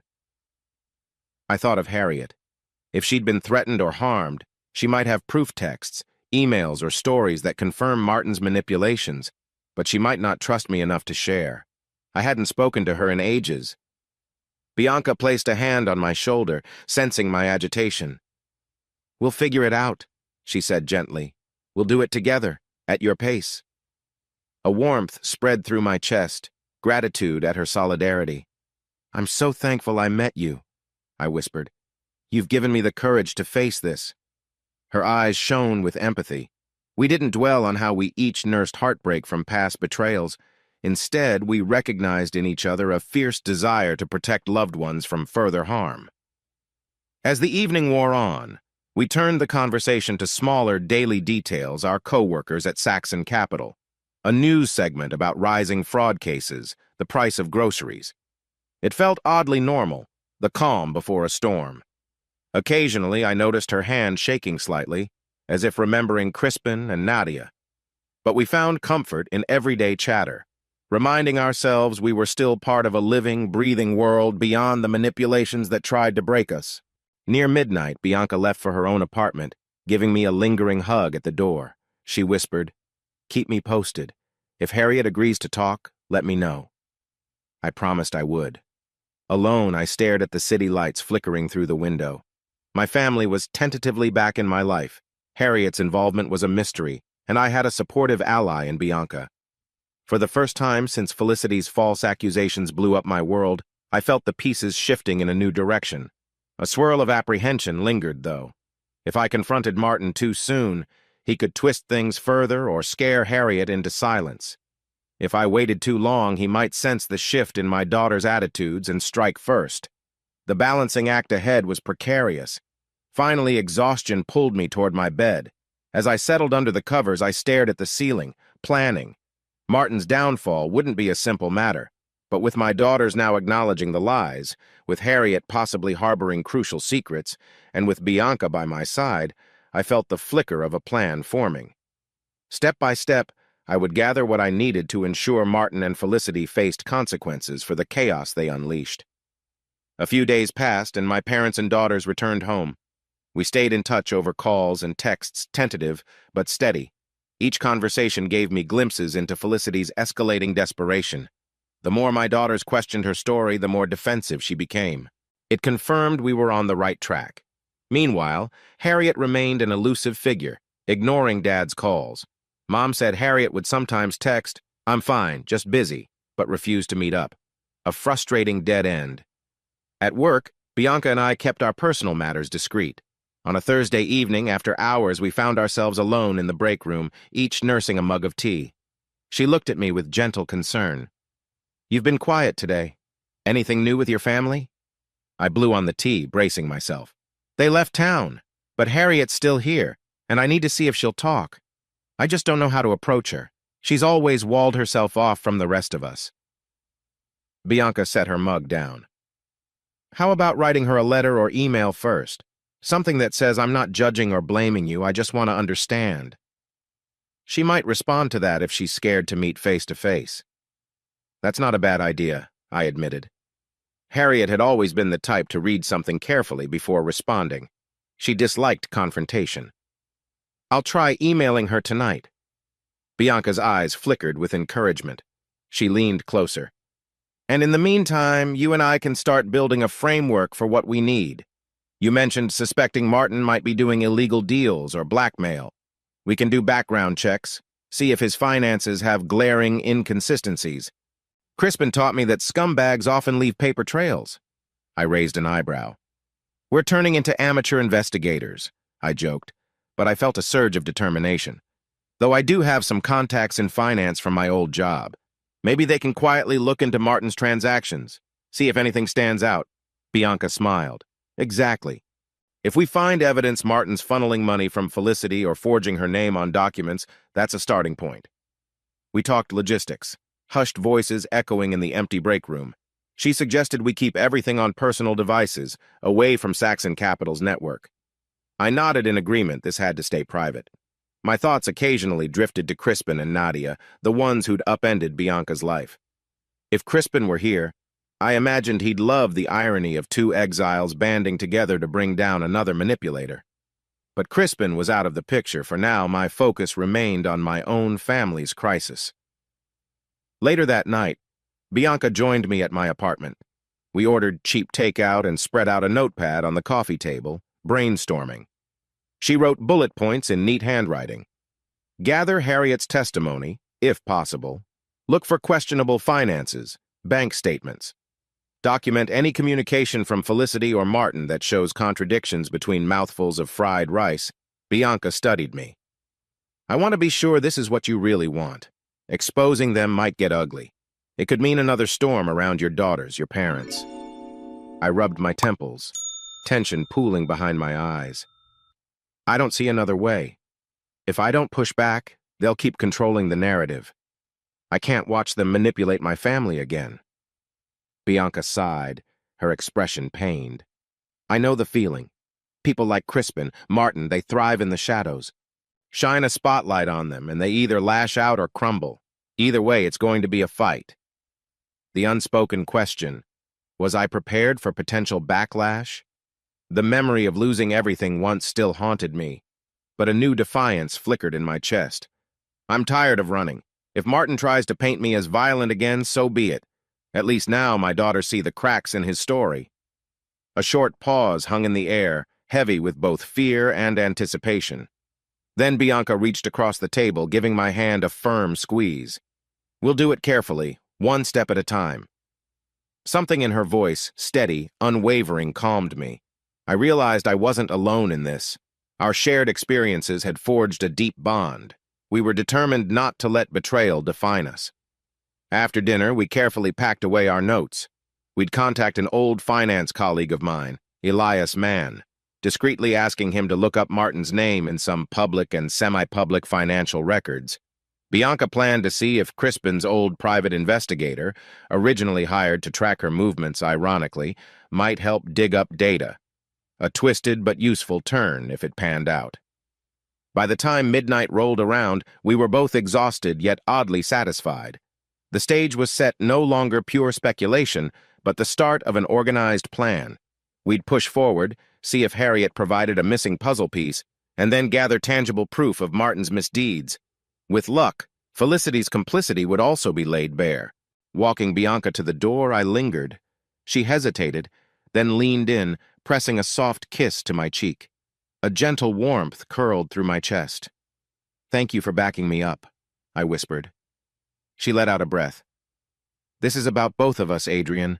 We're not letting them rewrite our stories anymore." We said goodnight. The moment the door closed, a wave of emotion washed over me, hope, fear, adrenaline. In the dark quiet of my living room, I looked around at the modest space that had become my refuge. For the first time since Felicity's betrayal shattered my life, I felt something stronger than despair. Purpose. Sitting at my desk, I drafted a simple email to Harriet. "Hey sis, it's Adrian. I've heard you're in Sydney. I'd like to talk in person if you're willing, no pressure, no blame. I just want to understand. You can text or email me back, or I can meet you anywhere you feel comfortable. Take care." I hovered over the send button, pulse racing. Finally, I clicked it. One small action, but it symbolized my readiness to peel back the layers of Martin's manipulation. Harriet could be the key, or she might slam the door in my face. Either way, I'd taken the first step. At 12:27 a.m., I crawled into bed, the city lights throwing faint patterns on the wall. I shut my eyes, mind busy with the day's events. A new horizon lay ahead, one where I'd face the past without backing down. My father's regret, my daughter's confessions, Harriet's hidden pain, they all converged into a single goal: justice. And so began the next phase of my life, fueled by the vow I'd shared with Bianca. We will do this together. With that thought, sleep finally took me, deeper and more peaceful than I'd had in ages. I once believed that justice simply involved showing the truth and letting the system do its thing. But after everything that's happened, being falsely accused, losing my job, nearly losing my daughters, I've learned that truth often has to be strategically deployed.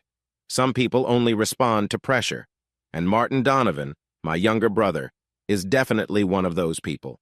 My plan to gather evidence began innocently enough, just phone calls and emails to old finance contacts.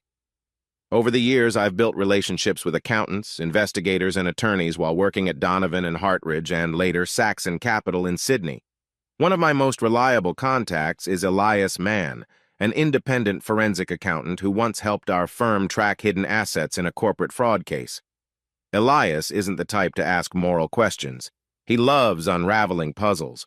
I met Elias for lunch at a low-key sandwich shop near his office, keeping the conversation casual until halfway through our meal. I'd already tested the waters through a text, telling him I suspected a family member of financial manipulation. Elias's eyes lit up at the potential challenge. "So you're looking into your brother?" he asked, biting into a turkey wrap. "Tell me exactly what you need." I glanced around to ensure no one sat close enough to eavesdrop. "I want to see if Martin's funneling money illegally or extorting my ex-wife Felicity for personal gain," I explained, keeping my tone even. "He's always flashing new stuff, but no official job or stable income, and I suspect he manipulated or forced Felicity to lie in a court case that ruined my life." Elias nodded with measured interest. "What sort of documents do you have?" "Nothing solid yet, just suspicious behavior and a few hints from Felicity's bank statements that my daughters mentioned. I might get more soon." Elias tapped his chin. "Then let's approach it systematically. If he's buying assets or shifting funds, there could be public records, property deeds, auto loans, even unrecorded business partnerships. I'll dig around." He paused. "We keep this discreet, yeah?" "Absolutely," I said, relief flooding me.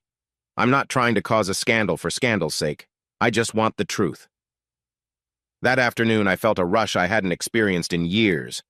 It was the thrill of building a logical, fact-based trap for Martin, a plan that might expose him once and for all. Meanwhile, Bianca was doing some digging of her own.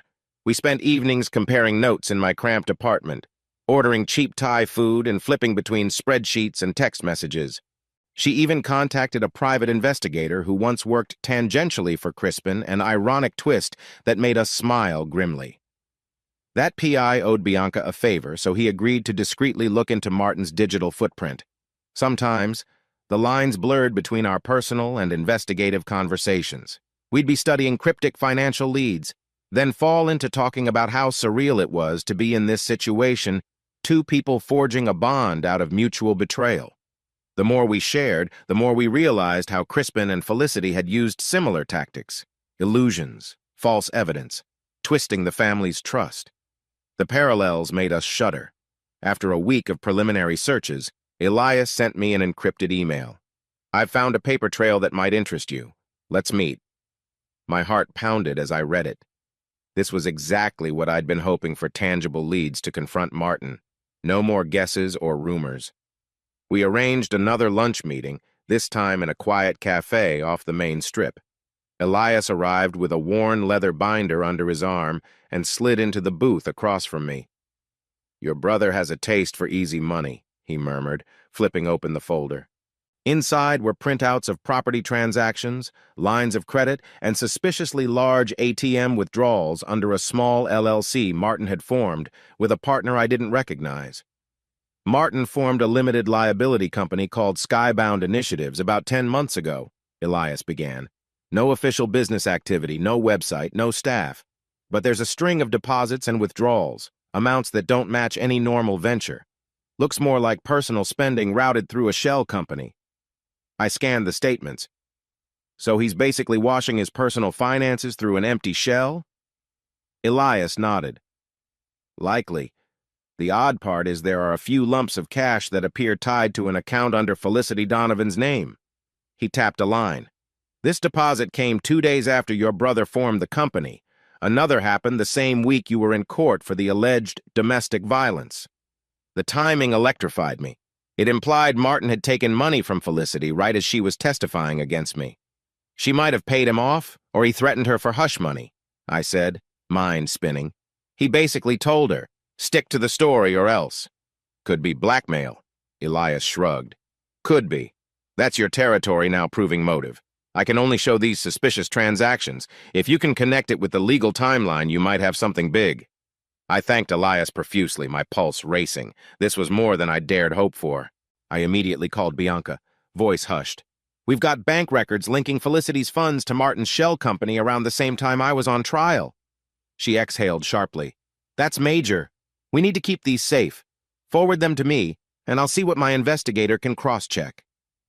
All of it felt surreal, coordinating a stealth operation after hours, emailing files back and forth, meeting in random cafes, and yet every step made my spine tingle with a sense of justice looming. I wasn't sure how Felicity fit exactly, whether she was a victim or co-conspirator, but the money link was damning. In between these clandestine tasks, everyday life at Saxon Capital continued. Bianca and I maintained our professional demeanor at the office, ensuring no coworker suspected we were building a trap. A new intern named Sasha arrived, clueless to the swirling undercurrents in my life. She once commented, "You two seem like old friends," when she saw me and Bianca chat.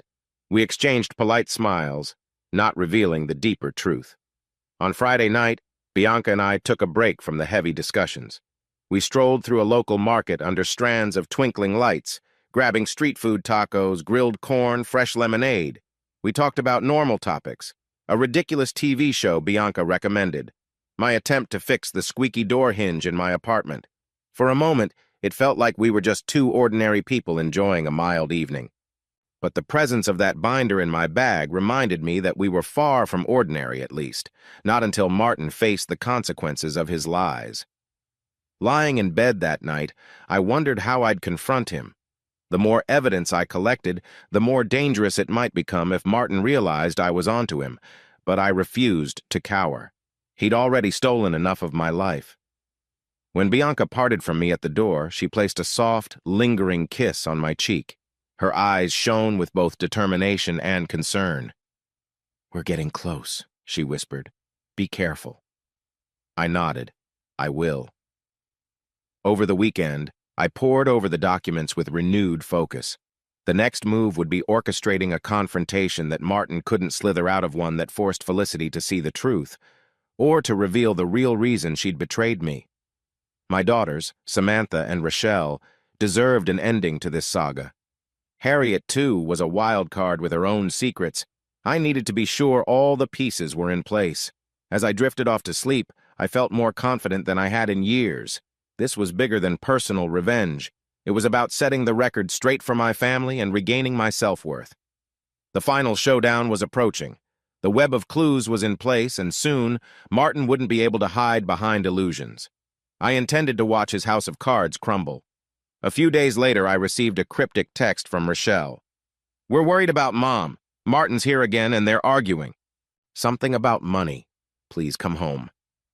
My blood chilled at the words "come home a place" that hadn't felt like mine in ages. But if Rochelle was contacting me, it meant Felicity's lies were unraveling under Martin's pressure. I was on my lunch break at Saxon Capital when that text arrived, so I dashed to Bianca's desk. "It's time," I murmured, handing her my phone. She read Rochelle's message, her face tensing. "All right," she said. "Do you want me there?" I hesitated. A confrontation with Martin and Felicity could turn ugly, but I also knew Bianca's presence steadied me. "Yes," I replied, my voice barely above a whisper. "But let's bring evidence." In hushed tones, we made a quick plan. I'd call Samantha or Rochelle, see if they could gather Felicity, my parents, Harriet if possible, a family meeting. Then Bianca and I would show up with the documents we'd collected. If Martin was there, all the better he wouldn't be able to run from the truth. The drive to my old hometown was tense. Bianca sat in the passenger seat, flipping through a folder on her lap, verifying we had everything. The shell company bank records, timestamps of Felicity's suspicious deposits, even a short list of recorded statements from my daughters about Martin's manipulative behavior. Meanwhile, my phone buzzed with messages from Samantha. "Dad, Harriet says she'll come. She's freaked out but said yes." I glanced at Bianca. "Harriet's on her way." "That's a good sign." She offered a tight smile. "We need her. She might have crucial insight." By the time we arrived at the Donovan house, a 2-story suburban home that once held so many illusions of normalcy, I felt my heart hammering. The front yard looked the same, neat hedges and a carefully trimmed lawn, but the emotional significance was entirely different. This was the place where I'd been arrested, branded a monster. Inside, the atmosphere buzzed with tension. Samantha opened the door, eyes darting between me and Bianca. "They're in the living room," she whispered. "Martin's been yelling. Mom's in tears." Bianca squeezed my hand in silent support. We followed Samantha down the hallway lined with family photos, pictures of me, Felicity, the girls, the ghosts of a life that had been systematically ripped apart. In the living room, I spotted Martin pacing near the fireplace, face taut with anger. Felicity stood opposite him, arms crossed protectively, tears streaking her cheeks. My parents, Malcolm and Anita, hovered on one side, looking shell-shocked. Rochelle clung to Harriet, who wore a haunted expression. The moment Martin saw me, his eyes narrowed to slits. "What the hell are you doing here?" he spat, voice low and venomous. I forced a calm I barely felt. "I came because Rochelle asked me," I said, "and because I'm done letting you manipulate everyone." Martin scoffed. "You're out of your mind. No one wants you here, especially Felicity. Right, Felicity?" All eyes turned to her. She looked terrified, gaze flitting between Martin and me. I noticed the fresh bruise on her forearm. My stomach twisted. Was Martin physically harming her now? Before Felicity could respond, Dad cleared his throat, his voice trembling. "Adrian has a right to be here. There are things we need to discuss as a family." Martin's lip curled. "We don't have anything to discuss." He shot a glare at Harriet, who avoided his eyes. Bianca stepped forward then, voice measured. "Actually, we have a lot to discuss. We've gathered some records that show Martin's involvement in a shell company called Skybound Initiatives. We also have dates that line up suspiciously with Felicity's withdrawals. The tension in the room skyrocketed. Martin's face twisted in anger. You have no right digging into my finances. And you, he pointed at Bianca, you're an outsider. You have no place in our family matters. I stood beside Bianca, holding the folder. She's here because I trust her, and because she's seen manipulative betrayal before. Martin, I have documentation proving you extorted or blackmailed Felicity for money around the time she accused me of domestic abuse. Samantha and Rochelle exchanged stunned looks, while Harriet paled. Felicity's lips trembled. Adrian, she started, but Martin cut her off with a raised hand. He marched over, grabbing the folder. I refused to let go, so we wrestled for a second until Dad intervened, pulling Martin back. Martin let out a humorless laugh. All you have is circumstantial crap. You think a few bank statements will hold up? The court's already ruled in our favor. Not anymore, Bianca said, stepping forward. This is strong evidence. And the real kicker is how it coincides with the very week Felicity gave her testimony, which suggests you paid her or threatened her so she'd lie. If we present this in court, it'll raise major red flags. Felicity burst into sobs then, hands covering her face. Martin, I can't do this anymore, she gasped. All you do is yell and demand more money. I'm broke. The girls see it. Everyone sees it. Martin's composure cracked. Shut up, he roared. We had a deal, Felicity. A wave of shock spread across the room. Harriet stepped closer, tears in her eyes. Martin, you can't keep doing this. She trembled, as though on the verge of revealing more. Samantha and Rochelle stared at their mother in disbelief. Mom, you told us Dad was dangerous. Was that all Martin's idea? Felicity sobbed harder, trembling so violently that Anita stepped over, guiding her to the couch. Martin's expression turned murderous. He lunged at me, fists raised, but Dad and Harriet blocked him. You think you're so righteous, he snarled at me, voice shaking. I'll ruin you again. You have no idea who you're messing with. I steadied my breathing, refusing to back down. I'm messing with a liar and a manipulator who destroyed my reputation. I've lost everything once. I'm not scared to fight you now. Martin drew back as if to throw a punch, but Harriet's hand flew up. Enough, she shouted, tears streaming. I can't watch this. Adrian has proof. We all see it now. She glanced at Felicity, her voice quivering with anger. Tell the truth, or we're done. Felicity looked up, face streaked with tears, eyes full of misery. I'm so sorry, she whispered, voice broken. I never wanted to do it. Martin threatened me. He said if I didn't say you abused me, he'd show pictures, some faked, some real, and claim I'd been cheating on you for years. He had me pinned with blackmail, and I was scared. A thick silence fell, interrupted only by Felicity's ragged sobs. Samantha and Rochelle stared at her, stricken. Dad and Mom looked like the floor had vanished under them. Harriet's chest heaved with repressed fury. Martin's eyes burned with a desperate rage. You idiot! He hissed at Felicity. You think he's going to forgive you now? You'll both sink! He swung his gaze to me, lips curling. You want me to be the villain? Fine! But I promise, Adrian, this isn't over. The tension reached a boiling point. In that moment, I realized we'd forced him into a corner with no easy escape. We had the evidence.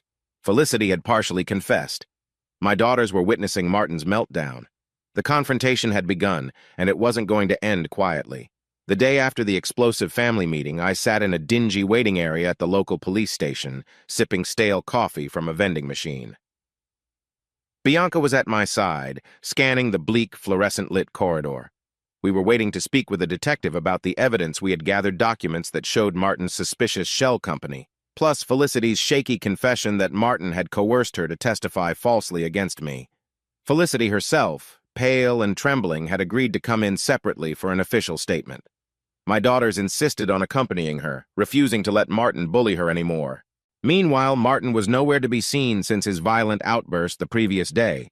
The entire situation felt surreal, like some slow-motion nightmare. Eventually, a middle-aged detective in a rumpled shirt, Detective Klein, stepped forward. Adrian Donovan? He asked, scanning a clipboard. You have some new evidence regarding an old case, correct? Yes. I replied, heart pounding. Bianca and I followed him into a small interview room with mismatched chairs and a battered table. Klein switched on a recorder and nodded for me to begin. I laid out the story, how Martin had orchestrated Felicity's false accusations, how suspiciously timed deposits and withdrawals connected them financially, and how Felicity admitted Martin threatened her. Each detail felt heavy. Bianca chimed in with references to Crispin's old private investigator's findings and the date-stamped statements from my daughters. Detective Klein's brow furrowed as he listened, scribbling notes. When we finished, he sat back. "That's a lot to unpack," he said, measuring his words. "If Felicity corroborates this in her own statement, we're looking at potential conspiracy to commit perjury, blackmail, and possibly fraud. That's before we even consider assault or threats." Bianca exhaled. "We're aware it's complicated, Detective." Klein gave a tight nod. "Complicated, yes, but not impossible. We'll need time to verify the documents and interview everyone involved, including your ex-wife. If she's willing to testify that Martin forced her to lie, that's huge." I swallowed. "What about the damage done to me? I lost custody, a job, everything." He sighed. "That's a civil matter mostly. But if Martin is charged criminally, it may help your case to overturn prior judgments or seek damages. I can't promise anything yet, but we'll do a thorough investigation." It wasn't the instant vindication I might have dreamed of, but it was a chance to right old wrongs. After we wrapped up the formalities, Detective Klein escorted us back out. In the station corridor, I caught a glimpse of Felicity standing with Rochelle, shoulders slumped, eyes puffy from crying. Our gazes met for a moment. She looked away, guilt etched across her face. I felt no triumph seeing her like that, just a dull sadness at how deep this betrayal ran. Within days, the fallout spiraled beyond the police station. Word got out that Felicity Donovan was recanting her old testimony. Martin's name started circulating among local legal circles as a suspect in an alleged blackmail scandal. My phone lit up with calls from acquaintances who'd heard fragments of gossip. Some offered cautious sympathy, others just probed for juicy details. I shut them all down, refusing to feed the rumor mill. Samantha and Rochelle, caught in the maelstrom, sent me tearful texts, apologizing for the media frenzy that threatened to swirl around us. I told them the truth. I'd rather have the backlash of publicity than keep living under Martin's lies. Meanwhile, Harriet remained uncommonly quiet. She avoided direct contact, though Dad reported she was shaken by Martin's meltdown. I suspected her own trauma with him ran deeper than we guessed. Legal ramifications piled up swiftly. Martin, presumably sensing the net closing in, tried to file a complaint against me, claiming harassment and defamation. It backfired the moment the cops asked about skybound initiatives and the suspicious timing of Felicity's bank withdrawals. Martin refused to show up to an informal hearing, fueling speculation he was hiding. In parallel, Felicity faced intense scrutiny from the very courthouse where she'd once sworn I was an abuser. She submitted a sworn affidavit stating her previous allegations were coerced under threat, directly contradicting earlier testimony. This triggered a reopened review of my original domestic violence case. For the first time, official records might brand me not as a suspect, but as a victim of perjury. Media coverage remained minor, mostly local. A small-town newspaper wrote a piece titled "False Testimony and Financial Fraud, Donovan Family Under Police Investigation." It used a grainy photo of me from years ago, referencing the old domestic violence charges. Reading the article felt like swallowing broken glass, but at least it didn't paint me as a villain this time. That was new. One evening, Bianca and I sat in my apartment sifting through fresh updates. She wore an expression that hovered between relief and tension. "This is big," she whispered, scanning the newly filed affidavit. "They're actually reinvestigating your case. That's progress, right?" "Yeah," I murmured, though my chest felt tight. It's also a public spectacle now. My daughters are dealing with gossip at their schools, my parents are fielding calls from extended family, and Martin's still out there, potentially dangerous. Bianca set down the paper. "We'll handle it. We stick to the truth, present our evidence calmly, let the authorities do their job." She was right, this was the path we'd chosen. We had to see it through no matter how messy it got. But a part of me braced for Martin to lash out. to escalate from threats to violence. He had that predatory look in his eyes at the family meeting, and Harriet's silence weighed heavily on my mind. If Martin confronted her, what might he do? Then news broke that the district attorney was considering charges against Martin for assaulting Felicity. Samantha forwarded me a text from Felicity. "I've told them about the bruise on my arm and that Martin threatened me. I'm sorry, Adrian. I'm trying to fix it." The wave of relief I felt warred with a lingering bitterness. Even if Felicity was finally owning up to the truth, we couldn't erase the damage done. Yet this was the surest sign that the walls were closing in on Martin. In the swirl of phone calls, depositions, and visits to the station, I had one quiet victory: a letter from the family court stating they would hear a motion to reverse my prior restraining order and revisit custody arrangements. It was provisional, but it felt like the first official recognition that maybe, just maybe, I wasn't the monster Martin painted me to be. Mom and Dad, for their part, navigated guilt-laden attempts to reconnect with me.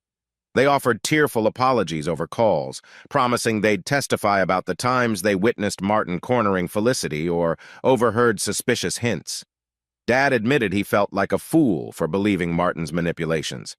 I told him I appreciated his honesty, but it would take time to rebuild trust. As for Harriet, a storm brewed silently around her. Dad said she was edgy whenever Martin's name came up, refusing to share details. My gut clenched whenever I thought of Martin's veiled threats or Harriet's tense expression at the meeting. She'd all but vanished since the meltdown, ignoring my texts. Despite the dramatic shift in public perception where I was no longer the accused abuser, but rather a potential victim of a cunning scheme I couldn't celebrate. The situation was too raw, too uncertain. I saw the looks on Samantha's face, the heartbreak in Rochelle's eyes. We were all hostages to Martin's reckless hunger for power, and we wouldn't truly be free until the legal system put a final nail in his lies. Late that Friday, Bianca and I quietly toasted with cheap wine in my apartment. "To moving forward," she said gently, clinking her glass against mine. The faint hope in her eyes gave me strength. "To moving forward," I echoed, though my mind was half lost in worries, because I knew we still had one chapter left to face, Martin himself, and something in my gut warned that cornered predators seldom surrender without one last, desperate bite.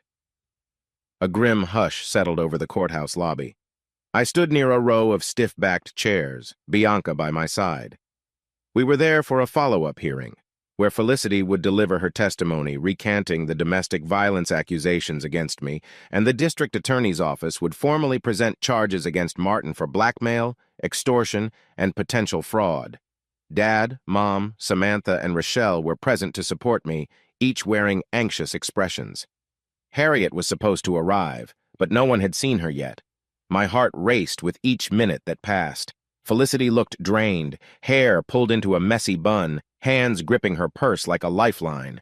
She cast me an apologetic glance across the lobby, but I couldn't bring myself to smile. The damage was too deep.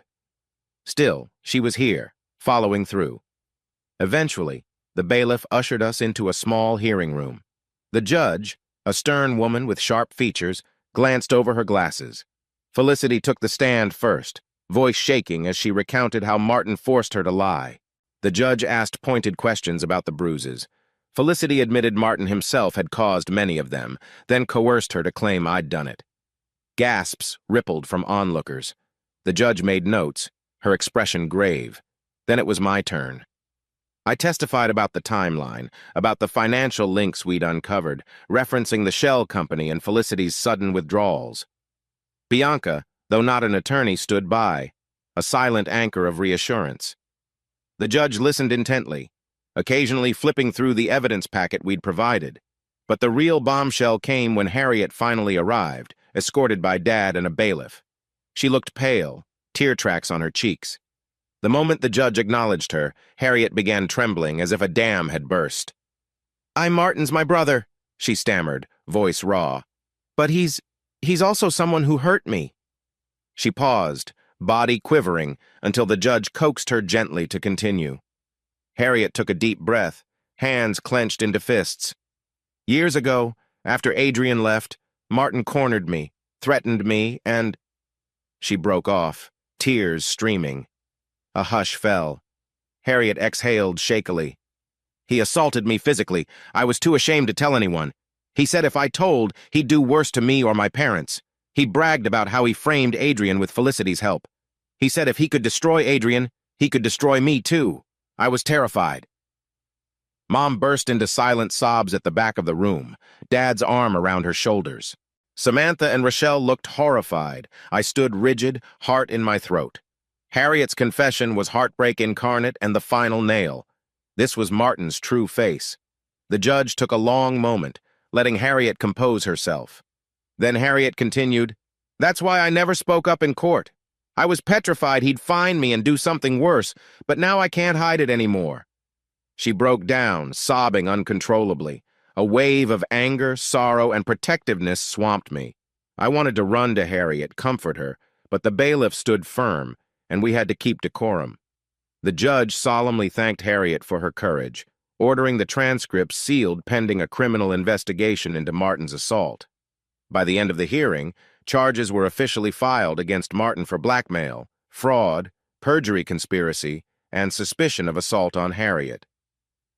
The judge also vacated the old restraining order against me and announced that my prior conviction, such as it was, would be re-examined. My daughters wiped tears of relief as I wrapped them in a trembling embrace. For the first time, I felt a piece of the weight lifting from my soul. Outside the courthouse, Harriet stood alone near a marble pillar, hands shaking. I approached slowly, tears burning my eyes. "Harriet," I whispered. She lifted her gaze, shame flickering. "I'm sorry," she croaked, voice hoarse. "I wanted to help earlier, but I just couldn't." I pulled her into a hug, feeling her trembling against me. "You did help," I murmured. "You gave us the truth when it mattered." The layers of betrayal Martin inflicted on all of us were staggering, but Harriet's admission was the finishing blow that left no doubt about Martin's monstrosity. Bianca stepped beside me, eyes glistening. Harriet gave her a thankful nod. In that unspoken moment, I realized how Harriet's breakdown sealed Martin's fate. No rational jury would hear her testimony and not see the pattern of abuse. Soon after, the police finally arrested Martin. Cornered by mounting evidence, he couldn't hide or bluff his way out. We learned he was taken into custody at a motel outside town, apparently trying to skip out on his tab. Ironically fitting for a man who fed off lies. The next few days felt like a storm of interviews, depositions, and emotional exhaustion. But with Martin locked up, we all breathed a tiny sigh of relief, knowing he couldn't lash out physically. Felicity, while facing possible legal repercussions for perjury, cooperated extensively, revealing every detail of Martin's blackmail scheme. That partial redemption still didn't erase my anger, but I recognized she'd been living in fear. One afternoon, Dad called, voice thick with tears. "Son, I don't know how to process all this. Harriet's trauma, Felicity's lies, Martin's jail. It's like our family is in ruins." He sounded defeated, a father who realized his younger son was a predator. I spoke quietly. "We can't rebuild with illusions, only honesty, one day at a time." He agreed, voice trembling. "You're right." Legally speaking, I was on the path to exoneration. The district attorney indicated that given Felicity's retraction and Harriet's damning statement, they would push for a full dismissal of my old charges, possibly a public apology. They even mentioned awarding me partial restitution for wrongful accusations. None of it would bring back lost years, but it was something. Emotionally, I was torn. Yes, I'd effectively won. Martin was exposed, Felicity's manipulations laid bare. My daughters no longer saw me as a monster. Harriet unburdened herself of secrets that weighed on her for so long. The entire family realized how twisted Martin's hold had been. Yet a persistent ache remained. The damage was irreparable in some ways. My relationship with Felicity was beyond salvage, though we found a fragile civility for the girl's sake. Harriet bore scars that wouldn't fade easily. My parents grappled with guilt, and Samantha and Rochelle struggled with the trauma of seeing their mother, father, and uncle locked in a vicious battle. Bianca recognized my internal conflict, offering quiet support. One evening, after an intense day of legal errands, we sat in my living room amid half-packed boxes since I'd considered moving to a quieter place. She touched my hand gently. "You did it, Adrian. Martin's finally facing justice. How do you feel?" I stared at the scuffed floorboards. Relieved, angry, sad, all at once. I'm not sure how to celebrate. It's not a clean victory. She nodded, her own eyes misty. Betrayal never ends neatly, but you've cleared your name. You've protected your daughters from Martin's lies. That counts for something. I squeezed her hand, tears threatening. Yeah, it does. At that moment, the hush in my apartment felt almost sacred. I realized that while I got my revenge ensuring Martin and Felicity faced consequences, the aftermath was complicated. We had Harriet's confession, Dad's heartbreak, Mom's sorrow, and Felicity's public shame. My daughters were reeling from seeing their uncle turned into a criminal, their mother admitting to false testimony. Yet for the first time in a long, long while, I sensed the possibility of real peace. We had cut out the tumor that was Martin's manipulation, and maybe, in time, we could heal the wounds. I wasn't naive enough to think we'd all gather for a joyful reunion soon, but we had a chance to move forward, no longer shackled by illusions. Sitting with Bianca, I allowed myself to breathe. The phone was quiet, no new calls from lawyers or reporters. Our greatest battle for truth, for justice, was finally won. The battered remains of our family stood among the wreckage, blinking in the bright light of reality. This was the aftermath of revenge, a complicated relief, steeped in sorrow but pointed toward the faint glow of redemption. The fallout from Martin's arrest hit the Donovan family like an earthquake. In a single month, we went from living under his manipulative shadow to facing the vast wreckage he left behind. Yet, amid the destruction, we found room to start rebuilding. One crisp morning, I pulled into the driveway of my parents' home, the same two-story house where so many lies were once believed. My stomach still twisted at the sight of it, recalling the day Felicity claimed I'd abused her and how my parents initially took her side. But Dad had invited me for brunch, emphasizing, "We have a lot to mend, son." When I walked in, I spotted Samantha and Rochelle already seated at the dining table, plates of scrambled eggs and toast in front of them. They both gave me cautious smiles, still tender from all we'd gone through, but undeniably warmer than before. Mom was in the kitchen, wearing a floral apron I remembered from childhood. "Hey, Dad," Samantha said softly. We exchanged an awkward hug. Rochelle scooted over to make room, and I noticed a heaviness in her eyes, like she hadn't slept well. "Where's Harriet?" I asked, lowering myself into a chair. Mom answered from the kitchen doorway. She said she'd come a bit later. She's got a counseling session first. Counseling. The word hung in the air. Harriet's courage in admitting Martin had also hurt her physically, and psychologically had left her raw and haunted. After testifying about his abuse, she began seeking therapy from a local trauma specialist. I hoped she'd find some measure of peace. Dad set down a pot of coffee. He looked older, with deeper lines etched around his eyes. "Thanks for coming, Adrian," he said, voice thick. "Your mother and I, we know we were wrong to trust Martin's version of events. It'll take a lifetime to make amends." I searched his gaze, noting the genuine remorse. "We all got played," I said, trying to be gracious. "He manipulated Felicity, me, the girls, everyone." Rochelle sniffled. "Still doesn't excuse that we believed him, Dad." She picked at her toast, face clouded with guilt. "We said such horrible things in court." I reached across, gently touching her hand. "That's in the past. I'm not saying it's easy to move on, but at least we see the truth now." Mom stepped over and placed an omelet on the table, her hands trembling. I hope we can heal together," she whispered. "That's all your father and I want." We ate in a hush. This wasn't the boisterous family brunches of old, but it was a start. Samantha and Rochelle told me about their classes. Samantha was juggling college courses in sociology, while Rochelle was deciding on a major in communications. They spoke in tentative bursts, like they were relearning how to talk to me without fear.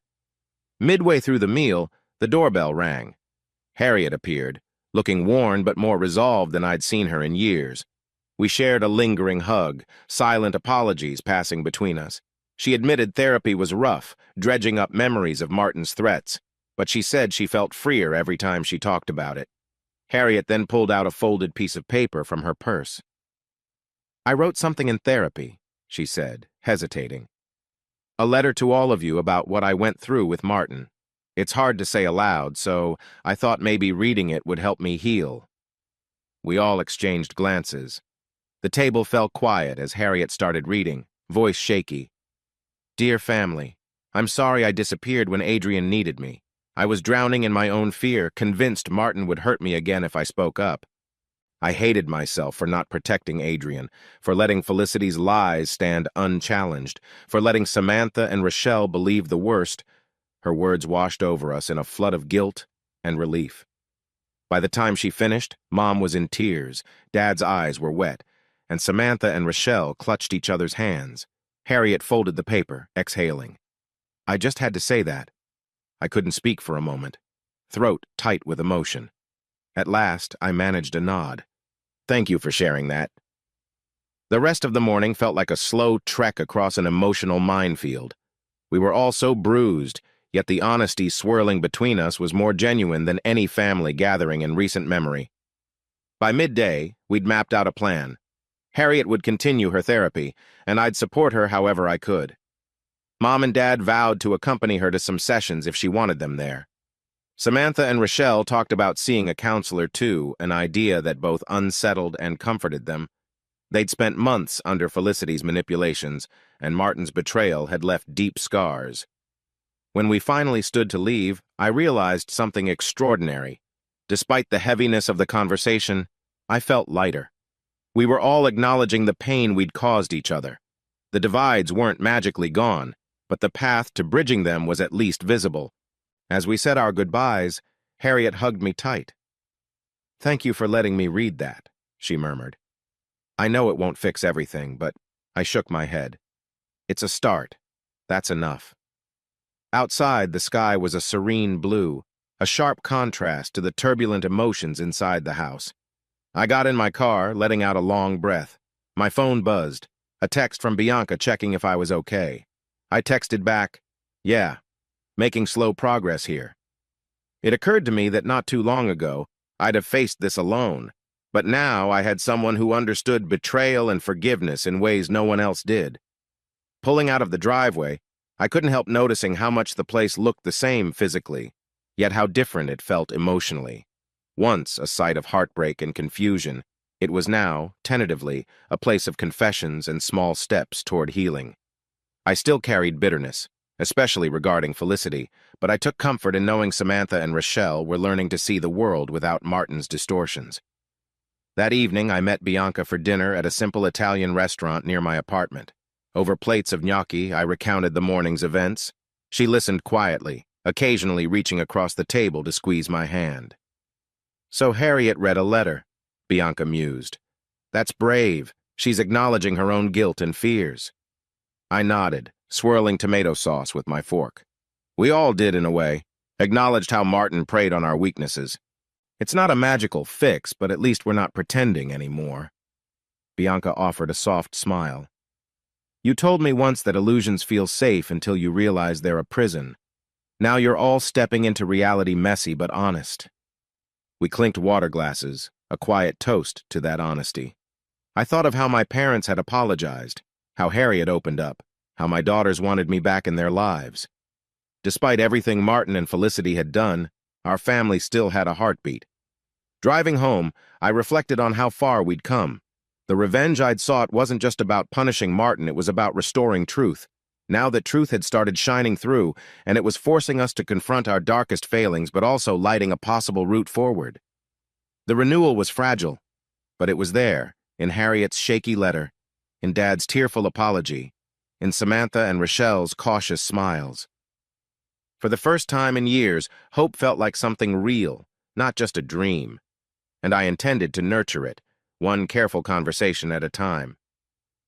About a month after the family began piecing itself back together, Bianca and I found ourselves sipping coffee in the lounge area at Saxon Capital, waiting for the last few co-workers to leave. It was a Friday night, and the office air buzzed with endo-fuique relief. Over the past weeks, she and I had grown closer than I ever imagined possible, two survivors forging a bond out of heartbreak, now supporting each other through every twist. As soon as the final straggler left, Bianca set down her mug and took a deep breath. I've been thinking, Adrian. Her voice trembled slightly. I know we've come a long way, Crispin's scheme, Felicity's betrayal, everything with Martin. We stood by each other. I feel like it's time we celebrate our bond more officially. A gentle warmth spread through me. For all the time we'd spent together, we'd never formalized the idea of marriage. Part of me once believed such a commitment was impossible after Felicity's treachery. But looking at Bianca's steady gaze, I felt a tug of certainty. "Are you suggesting what I think you are?" I asked, a grin tugging at my lips. She blushed, her usual composure cracking. "I'm no good at big proposals or fancy speeches, but yes, I'm suggesting we get married if you want to." I took her hands, heart thudding. "I do want to. But I never dreamed you'd bring it up. Figured I'd have to plan some elaborate gesture once all the dust settled." She laughed quietly. "We can still do a gesture, maybe just a simpler, more genuine one." Within days, word spread among the Donovans. My parents reacted with astonished joy. Harriet offered quiet congratulations. Samantha and Rochelle beamed at the news.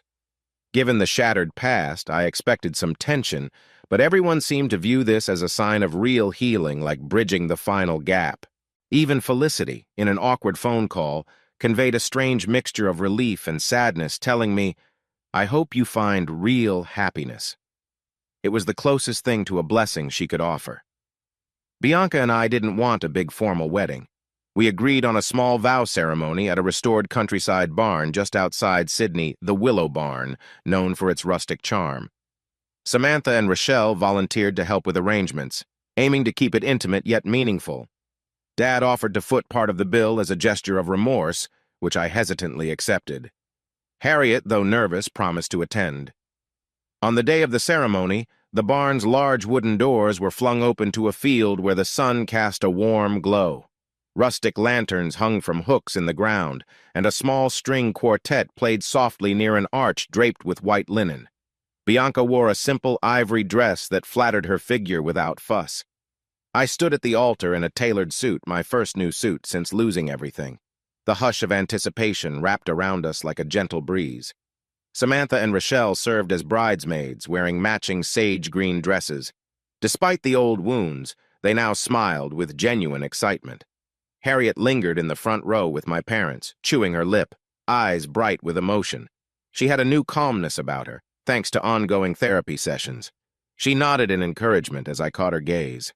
The brief ceremony commenced, officiated by a soft-spoken celebrant who took our vows. We chose not to dwell on the past in our speeches, no mention of Crispin, Felicity, or Martin. Instead, we focused on how we found each other through darkness, forging trust where illusions once thrived. Bianca's voice wavered with emotion. "We've both walked through betrayal, but together we discovered real honesty is worth everything." When it was my turn, I glanced around at the handful of loved ones witnessing. Samantha dabbed at tears. Rochelle grinned. Harriet clasped her hands tightly, and my parents pressed close, relief shining in their eyes. Bianca looked at me with unwavering affection. "Bianca," I began, "you showed me hope when I only felt bitterness.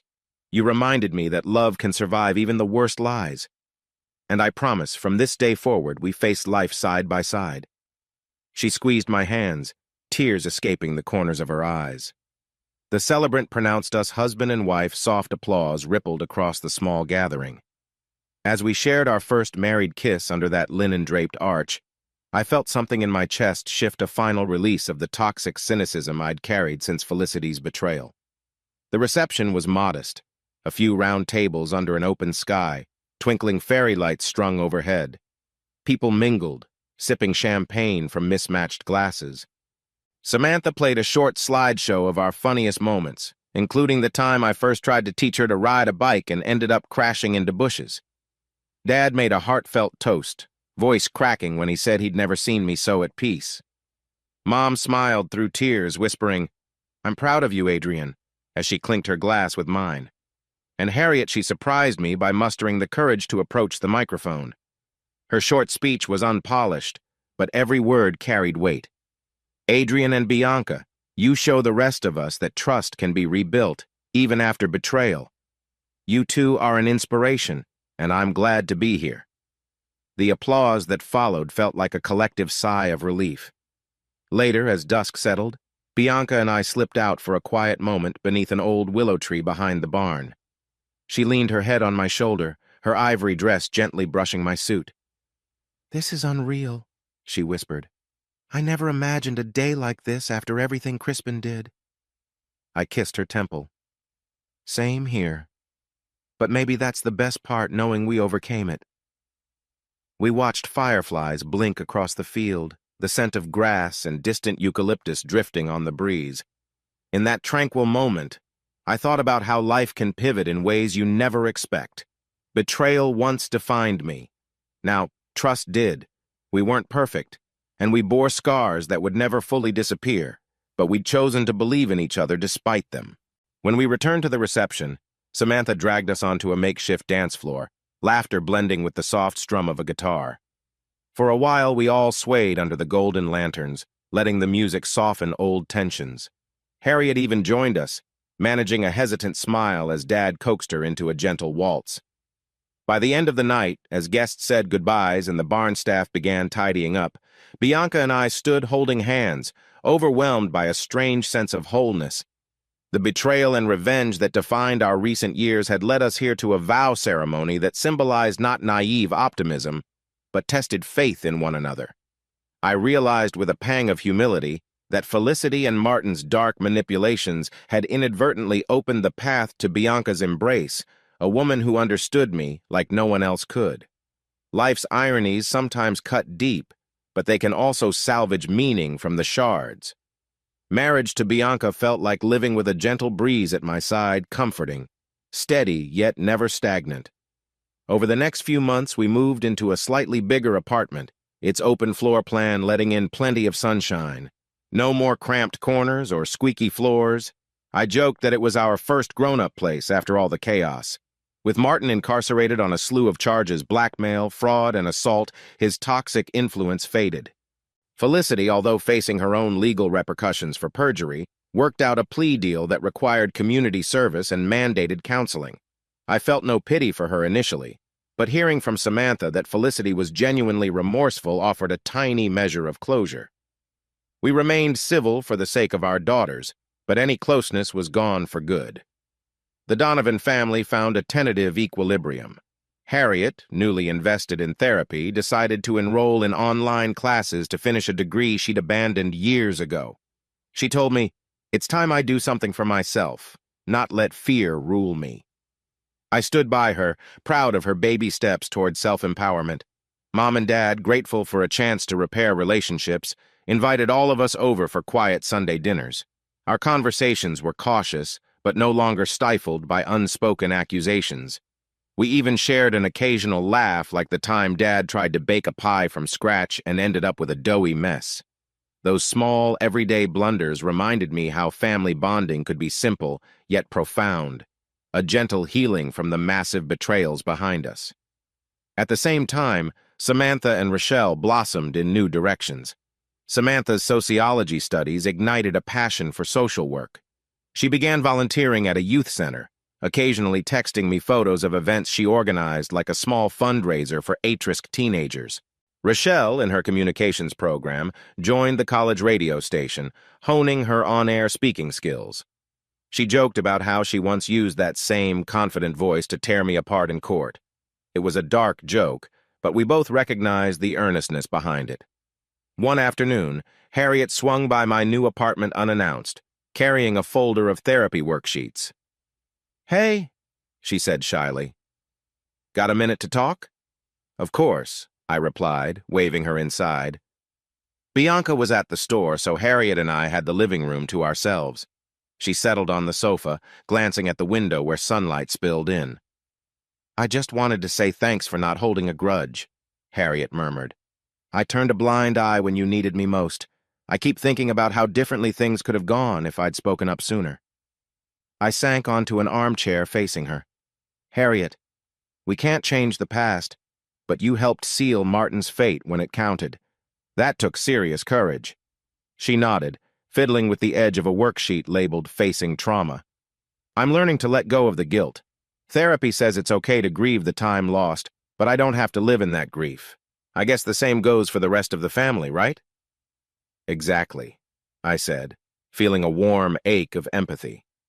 We all grieve what Martin took from us. Outside, a gentle breeze stirred the leaves of a potted plant on our balcony.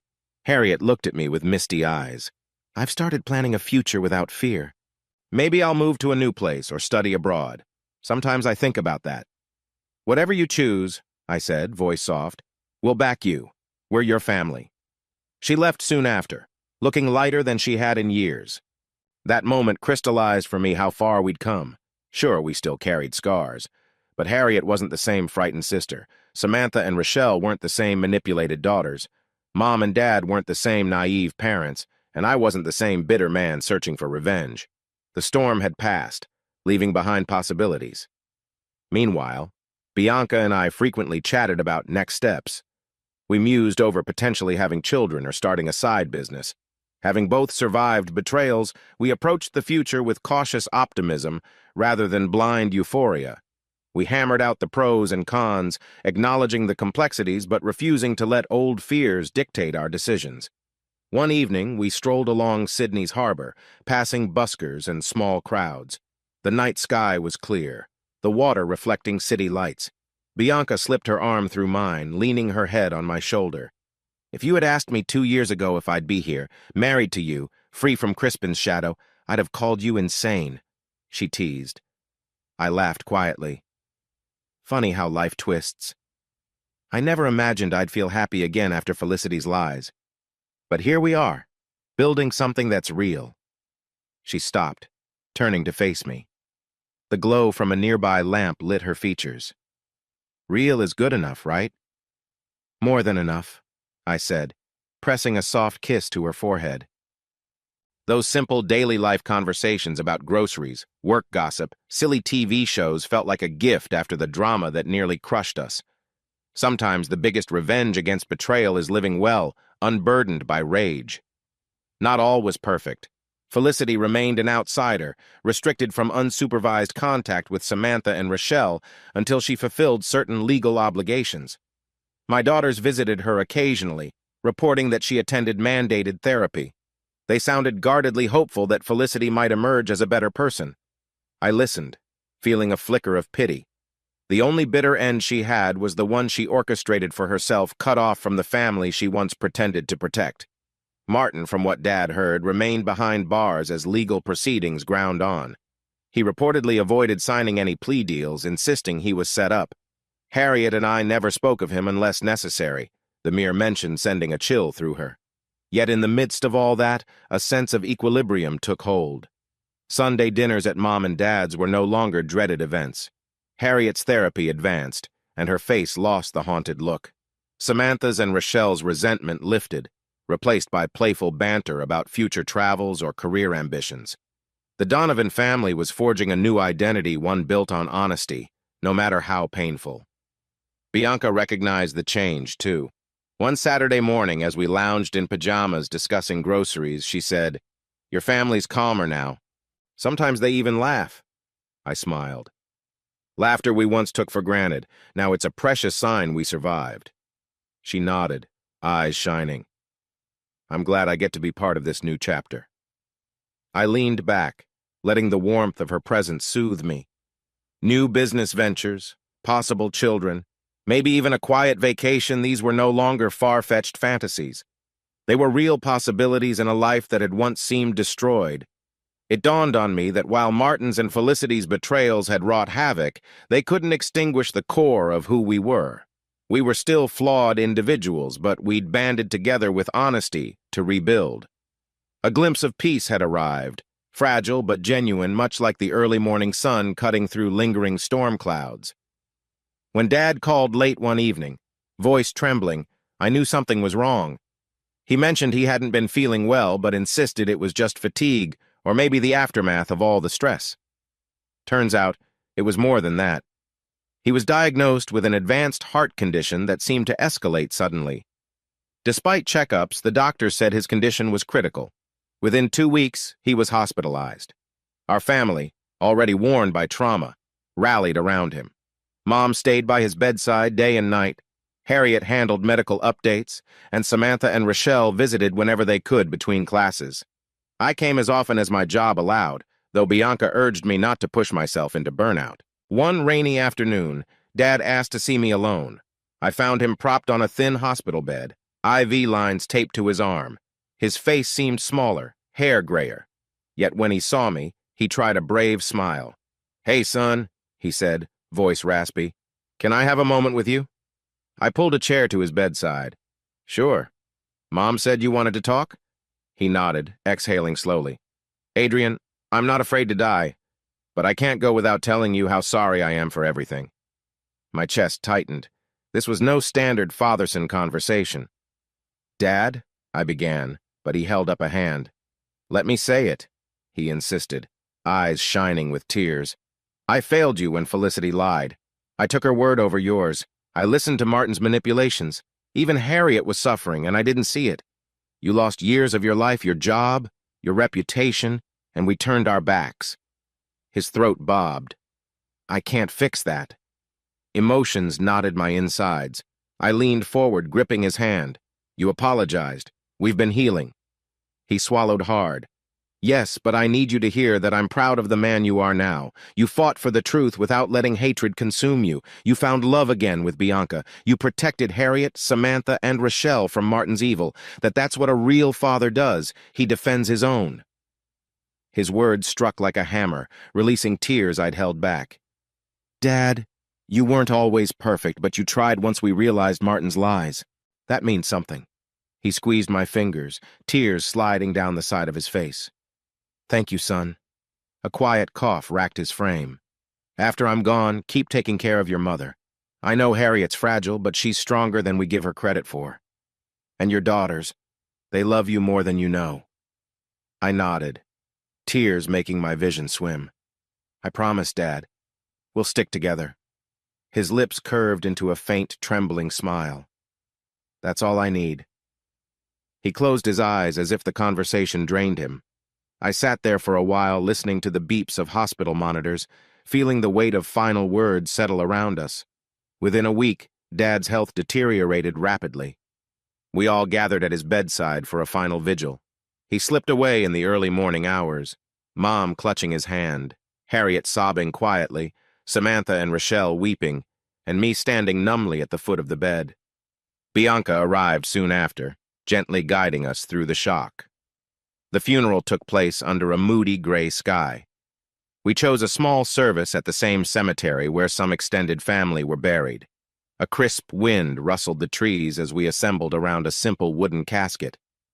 I stared at Dad's name etched into the plaque, memories flooding my mind, old fishing trips, stern lectures about saving money, the day he taught me to drive. A new wave of grief hit me, sharper than anything Martin had inflicted. Mom stood at the podium, voice shaking as she read a short eulogy. Harriet followed, sharing a tender anecdote about how Dad used to slip candy into her pocket whenever she felt down. Samantha and Rochelle each laid a white rose on the casket, tears glistening on their cheeks.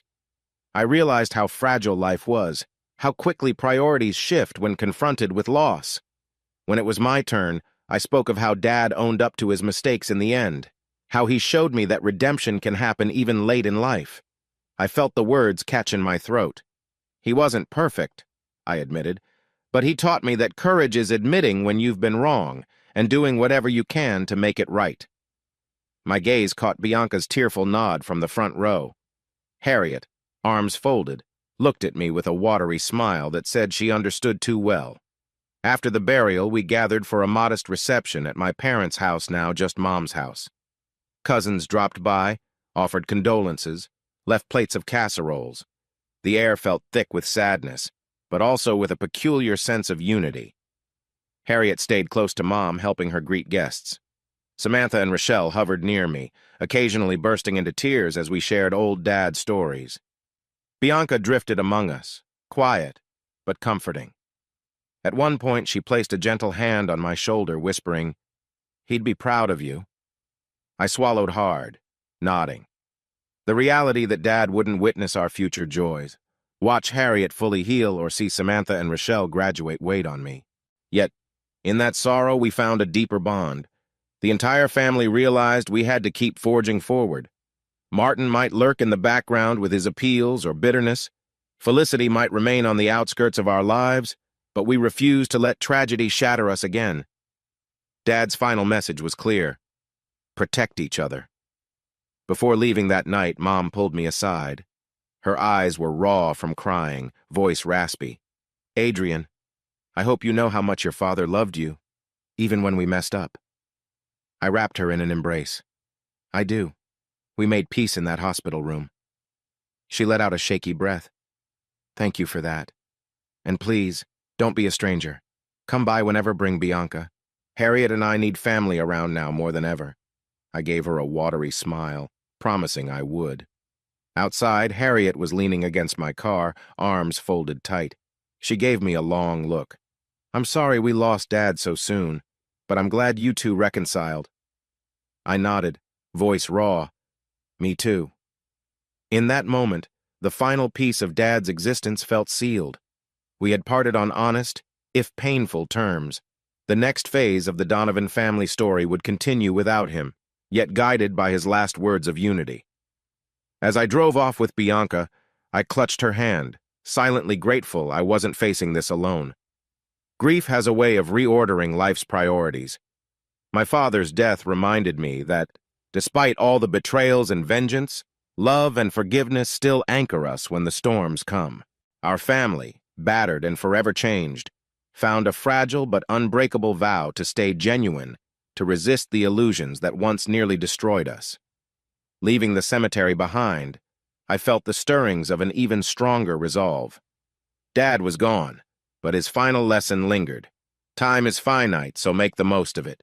I intended to do exactly that, leaning on Bianca's embrace, welcoming Harriet's healing and nurturing my daughter's bright futures. Our losses were immense, but so was our capacity to endure. I've never believed in fresh starts without baggage. You can't simply discard the past like an old receipt. But as I stood in an empty downtown office suite with Bianca at my side, I felt something close to a fresh start stirring in my chest. The room echoed with the clang of my footsteps, the blank walls promising an unwritten future. So, this is it, Bianca said, scanning the rows of cubicles that had yet to be furnished. Our new project? I nodded. We'd spent weeks planning to launch a small financial consulting firm, Donovan Lawson Strategies. The idea was to help mid-sized businesses navigate tricky investment decisions, something I used to do at Donovan and Hartridge before my life imploded. Except now, I wasn't just an employee. I was a partner, co-founder, and the lessons from my ordeal had sharpened my instincts in ways a corporate job never could. Bianca slipped her hand into mine. Feels surreal. I smiled. Everything about the last few years has been surreal. But we survived. Now maybe we can thrive. Samantha and Rochelle had both shown interest in the idea. Samantha was finishing her sociology degree but wanted to explore how finance could support community projects. Rochelle, with her knack for communication, offered to handle marketing and outreach. They weren't official employees yet, but we had desk space waiting if they decided to join after graduation. It felt good to include them in something constructive, a far cry from the tension and heartbreak that once defined our relationships. While the contractors installed new carpets and repainted walls in modern blues and grays, I thought about my father. Even though Dad never got to witness this day, I often replayed his final words urging me to protect our family, to move forward without letting bitterness rule me. There was a sadness that he'd never see me as a business owner, but also pride in continuing the Donovan name in a way that was honest and empowering. Harriet dropped by one afternoon, eyeing our minimal decor with curiosity. Therapy had done wonders for her confidence, and she was considering finishing her bachelor's degree in psychology. She teased, "I'm sure your office will need a mental health consultant once you're swamped with stressed clients." I laughed. "Don't jinx us, but if that day comes, we'll call you first." We shared a smile, the old tension long replaced by mutual respect. Meanwhile, Bianca handled the practicalities. Meeting with lawyers for business incorporation, finalizing the lease, negotiating with local banks for a line of credit. She thrived on these tasks. Any residue from Crispin's betrayal had transformed into a quiet determination to run a legitimate, transparent enterprise. Watching her negotiate a better interest rate left me grinning, remembering a time when she once feared financial discussions due to Crispin's manipulations. Now, she wielded confidence like a shield. During the evenings, after the office was quiet, we often stayed late with boxes of takeout or homemade sandwiches. We'd talk about how to carve out a unique niche in a crowded market. My name had been tarnished once, but ironically, the revelation that I'd been framed made me something of a sympathetic figure in certain circles, an underdog who overcame scandal. Potential clients seemed intrigued, wanting to hear the story behind my new moral-driven approach to finance.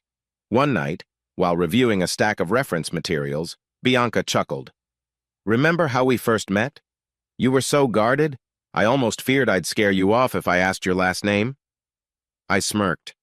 It's still strange to think that pain brought us together, but I'm glad it did. She rested her head on my shoulder. Me too. I appreciate that we're creating something that stands for honesty. No manipulations, no hidden agendas. Crispin and Felicity can't touch us now. That sentiment echoed every time we signed a new client or sat in strategy sessions with local entrepreneurs. We embraced thorough disclosures and fair contracts, small but meaningful gestures that felt like atonement for the deception we'd both endured. Clients respected our integrity, which only fueled us to maintain it. Outside the business, day-to-day life continued. Samantha and Rochelle juggled school, Harriet progressed in therapy, and Mom adapted to living alone after Dad's passing. Occasionally, Felicity surfaced with a polite text to the girls still walking a tightrope between regret and acceptance. I rarely interacted with her, but I didn't feel the old venom either. The world had moved on. Still, the memory of Martin's betrayal lingered in corners of my mind, a cautionary tale about how a single malicious individual could distort an entire family's reality. Each time I made a decision at Donovan Lawson Strategies, whether it was hiring a new consultant or advising a client, I felt the weight of ensuring transparency. Martin's manipulations had taught me how essential clarity and accountability were, not just in family matters, but in business as well. One breezy afternoon, Bianca and I stepped out to the hallway, surveying the newly delivered office furniture. She turned to me, eyes shining with anticipation. "We start next Monday officially. You ready?" A thrill shot through me. I've never been more ready. Let's do this. That weekend, we held a small office warming gathering. Harriet showed up with cookies from a local bakery.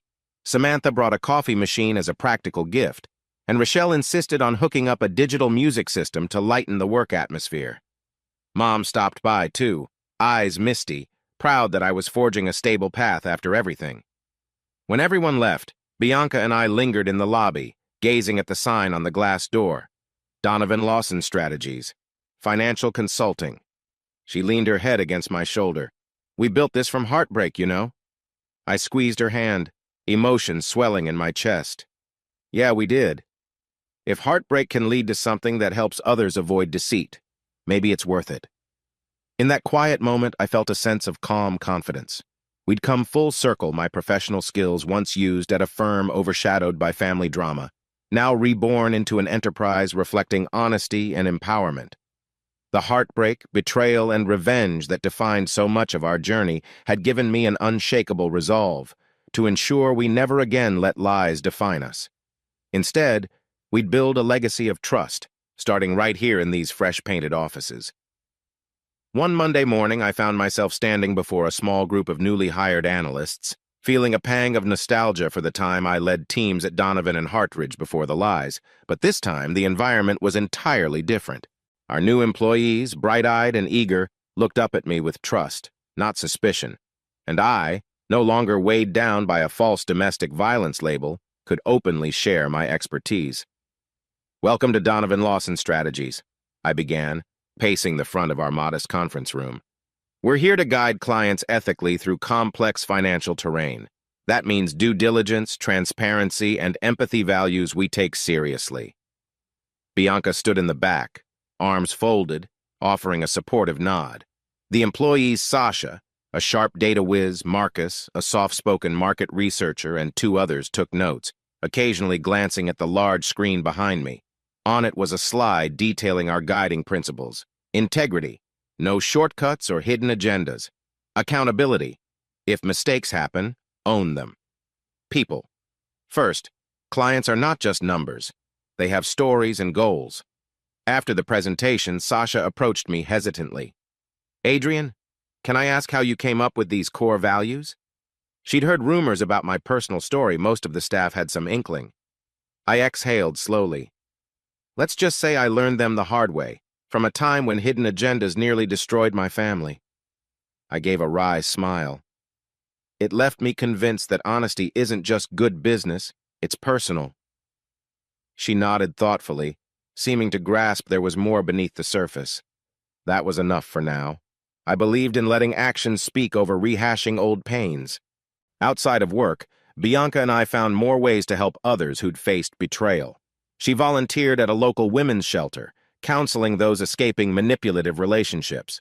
Her experiences with Crispin gave her unique insight. Meanwhile, I connected with a nonprofit that aided wrongfully accused individuals. The irony wasn't lost on me, once labeled an abuser, now championing those who'd been framed. But it felt right.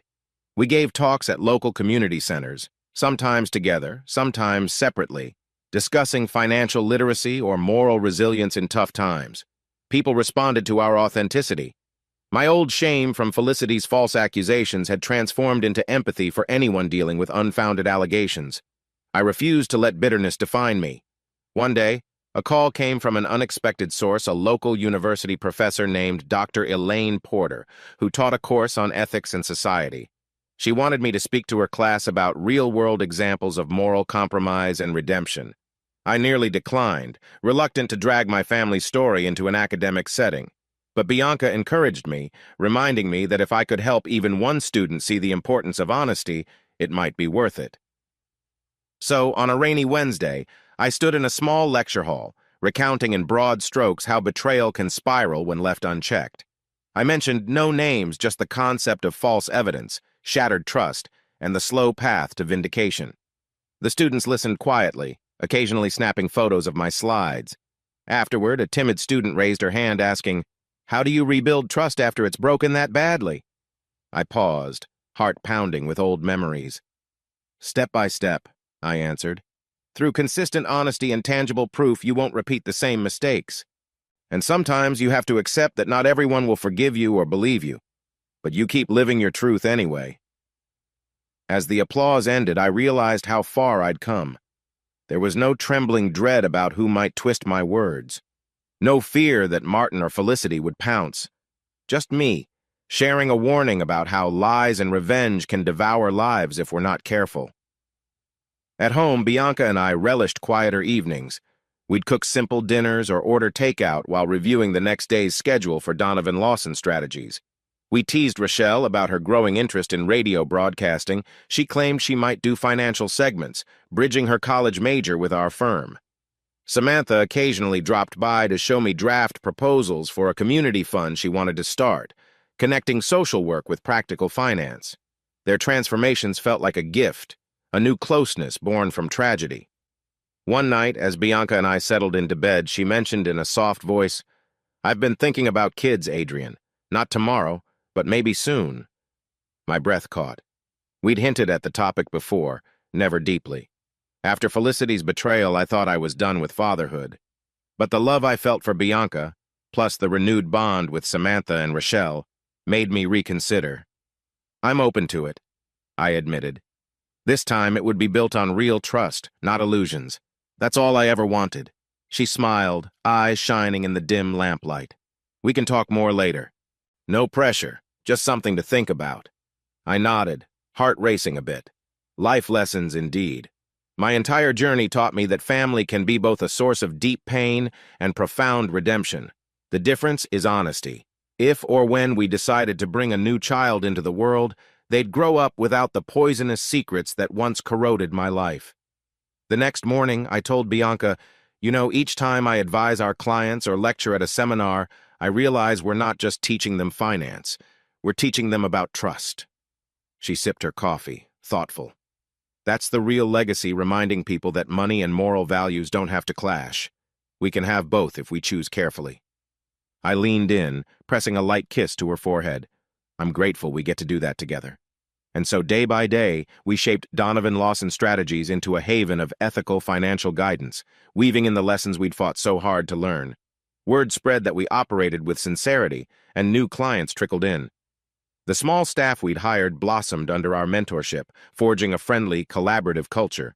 No illusions now, just a shared goal: to help businesses grow honestly, and to show the world that even after the darkest betrayals, you can still stand tall and guide others away from the pitfalls you once fell into. Each new project we took on felt like another brick in a fortress built against deception. And every time an old wound twinged like fleeting memories of Felicity's tears or Martin's sneering face, I reminded myself we were forging a future untainted by their shadows. Months passed, and Donovan Lawson Strategies gained a respectable footing. Our staff handled multiple clients, from small tech startups to local retail chains, all appreciating a finance team that valued transparency. We weren't rolling in wealth yet, but we were stable, and the gratitude from clients made every long day worthwhile. One brisk afternoon, I was in my office finalizing a consulting report when my phone buzzed. A friend from the local district attorney's office, Mark Reynolds, sent a short text. "Martin's parole hearing is next week. Thought you should know." My stomach knotted.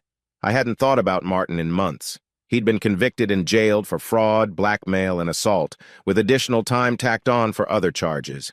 The idea of him seeking parole dredged up old anxieties. Did I need to do anything? Appear at a hearing? Argue against him being released? Bianca found me staring at my phone, her brow furrowing. "Everything okay?" I passed the phone over. She read the text, then exhaled slowly. "Do you want to contest his parole?" I chewed my lip. I could, but maybe I don't want to give him more power over my emotions. I've moved on. She nodded. "Your choice. If you do appear, it might help keep him behind bars longer. But if it's going to open old wounds, maybe letting the system do its job is enough." I mulled it over for a day, discussing it with Harriet and my daughters. Harriet trembled at the idea of Martin being free, but said she trusted me to do what felt right. Samantha thought I should speak at the hearing, ensuring Martin couldn't feign repentance and manipulate his way out. Rochelle said she'd support either path. Ultimately, I decided to attend, not out of vengeance, but to ensure the parole board had the full story. The following week, I stood in a small parole hearing room, a stark space with a long table and a few chairs. Martin was escorted in, shackles on his wrists. He'd lost weight, hair close-cropped. He glanced at me with cold, hollow eyes, then dropped his gaze. The parole board members asked routine questions, analyzing his behavior in prison, his remorse level, and any attempt at rehabilitation. When they offered me a chance to speak, I approached the podium with measured calm. Martin Donovan's actions devastated my life and my family. He blackmailed our mother, coerced my ex-wife, assaulted my sister, and orchestrated false charges against me. That's not a minor lapse in judgment. It was a calculated betrayal. Martin shifted in his seat, scowling.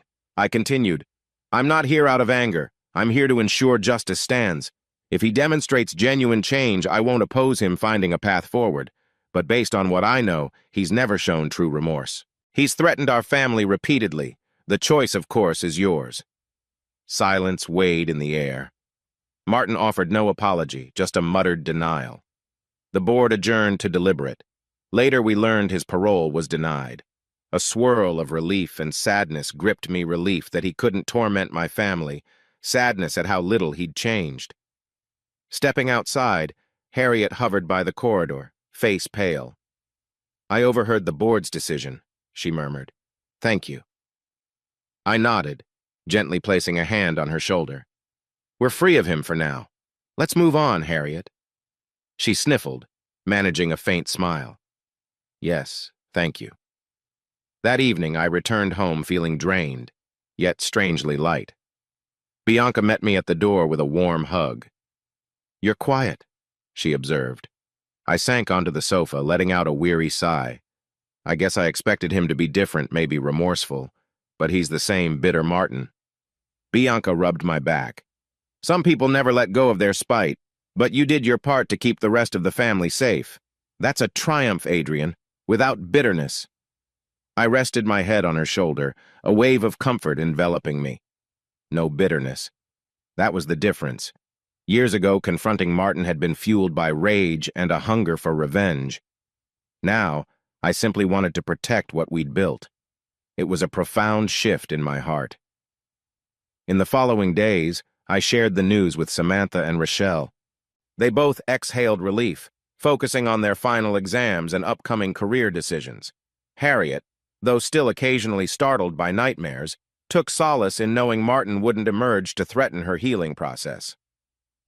Mom visited Dad's grave, whispering gratitude that Martin's manipulations wouldn't overshadow our family again.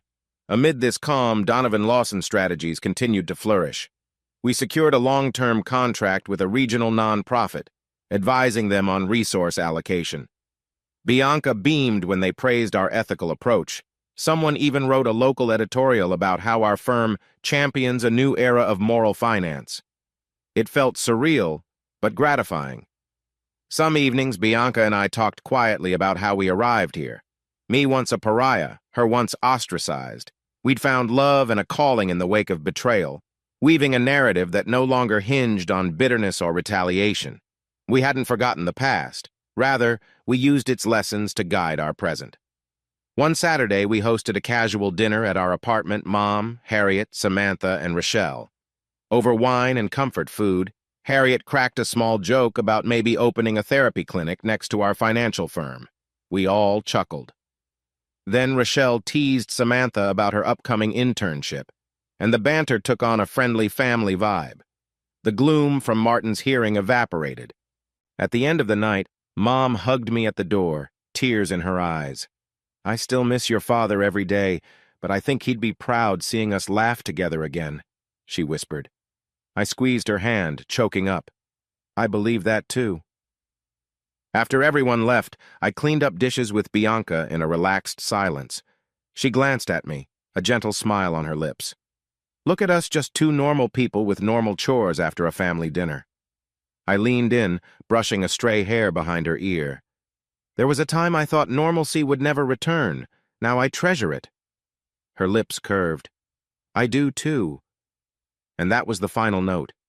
A sense of quiet triumph. Not a boastful victory over Martin or Felicity, but a serene conviction that our future wasn't weighed down by their shadows anymore. We'd found unity, overcame adversity, and discovered how to live without bitterness gnawing at our hearts. From then on, normalcy became our greatest reward. Years can pass in a blink when you're finally at peace. That's how it felt for me and Bianca. One day, we were just settling into our new life, Donovan Lawson's strategies growing steadily, Harriet forging ahead in her therapy journey, Samantha and Rochelle finding careers. Then I looked up, and a handful of years had rolled by, each quietly healing old wounds. The final edges of my father's funeral sadness had softened into warm memories. A hush of excitement filled the air as Bianca and I boarded a cruise ship for a long-awaited vacation. The deck gleamed under the sun, and the promise of open ocean stretched out before us.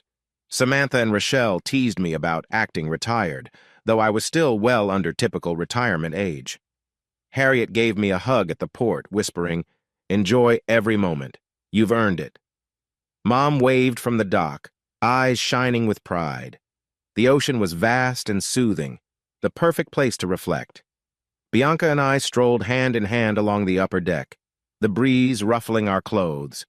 She wore a breezy sundress, her face relaxed and radiant. For so long, we'd navigated storms literal and figurative. Now, the calm waves reminded us how far we'd sailed beyond the nightmares. One evening, near twilight, we found a secluded spot at the ship's stern. I leaned on the railing, gazing at the orange sky melting into purple. Bianca slipped beside me, resting her head on my shoulder. "What's on your mind?" she asked softly. I inhaled the salty air, memories swirling. Everything. Martin's lies, Felicity's betrayal, Dad's final days, Harriet's strength, our wedding. It's like a tapestry of pain and hope. But standing here, I realize we're more than survivors. We're living, truly living. She squeezed my hand. It's a beautiful tapestry, even with the dark patches. Sometimes the darkest threads make the brighter ones stand out. I closed my eyes, letting her words settle. I'm grateful, you know. Not for the betrayals, but for what they taught me: how to value honesty, how to fight for the truth, how to love authentically. We turned betrayal into a better life. That's something. With a gentle laugh, she pressed a kiss to my cheek. I feel the same. Crispin's scheme, your ex-wife's lies, we could have stayed wounded. Instead, we found each other. Now we have a business that thrives on integrity and a family that's healing day by day. The ship rocked gently, the sunset casting glittering reflections on the water. For a moment, I glimpsed Felicity's face in my mind, not with resentment, but with acceptance of how she had shaped my journey inadvertently. I thought of Martin rotting in a cell, still locked in bitterness, Harriet forging her new path, Samantha and Rochelle blossoming into the strong young women they were meant to be, Dad's grave far away, but his legacy present in our willingness to choose courage over cowardice. A warm hush enveloped the deck. "Where do we go from here?" I mused aloud, half to Bianca, half to the sky. She grinned, eyes sparkling. "Everywhere. We keep building Donovan Lawson strategies. We explore new philanthropic ideas, maybe expand into social projects. Maybe we consider kids soon, or keep traveling like this for a while." She shrugged playfully. "The future is ours to shape." I felt a swell of joy. I like that idea. The future is ours, no longer overshadowed by illusions or vendettas, but open and vast like the ocean in front of us. The next morning, we woke to a calm sea, sunlight streaming into our cabin. Over coffee on our private balcony, we made a list of life goals: invest in ethical startups, support Harriet if she pursued further degrees, fund a scholarship for underprivileged students, and maybe, just maybe, try for a child. The list didn't feel like an obligation. It felt like a celebration of the second chance we'd carved out from chaos. Days on the cruise blurred into a slow-motion film of sunrises, meaningful conversations, and daily life moments. We made friends with a retired couple from Colorado, ate meals filled with laughter, and indulged in some mild dancing, though neither of us were experts.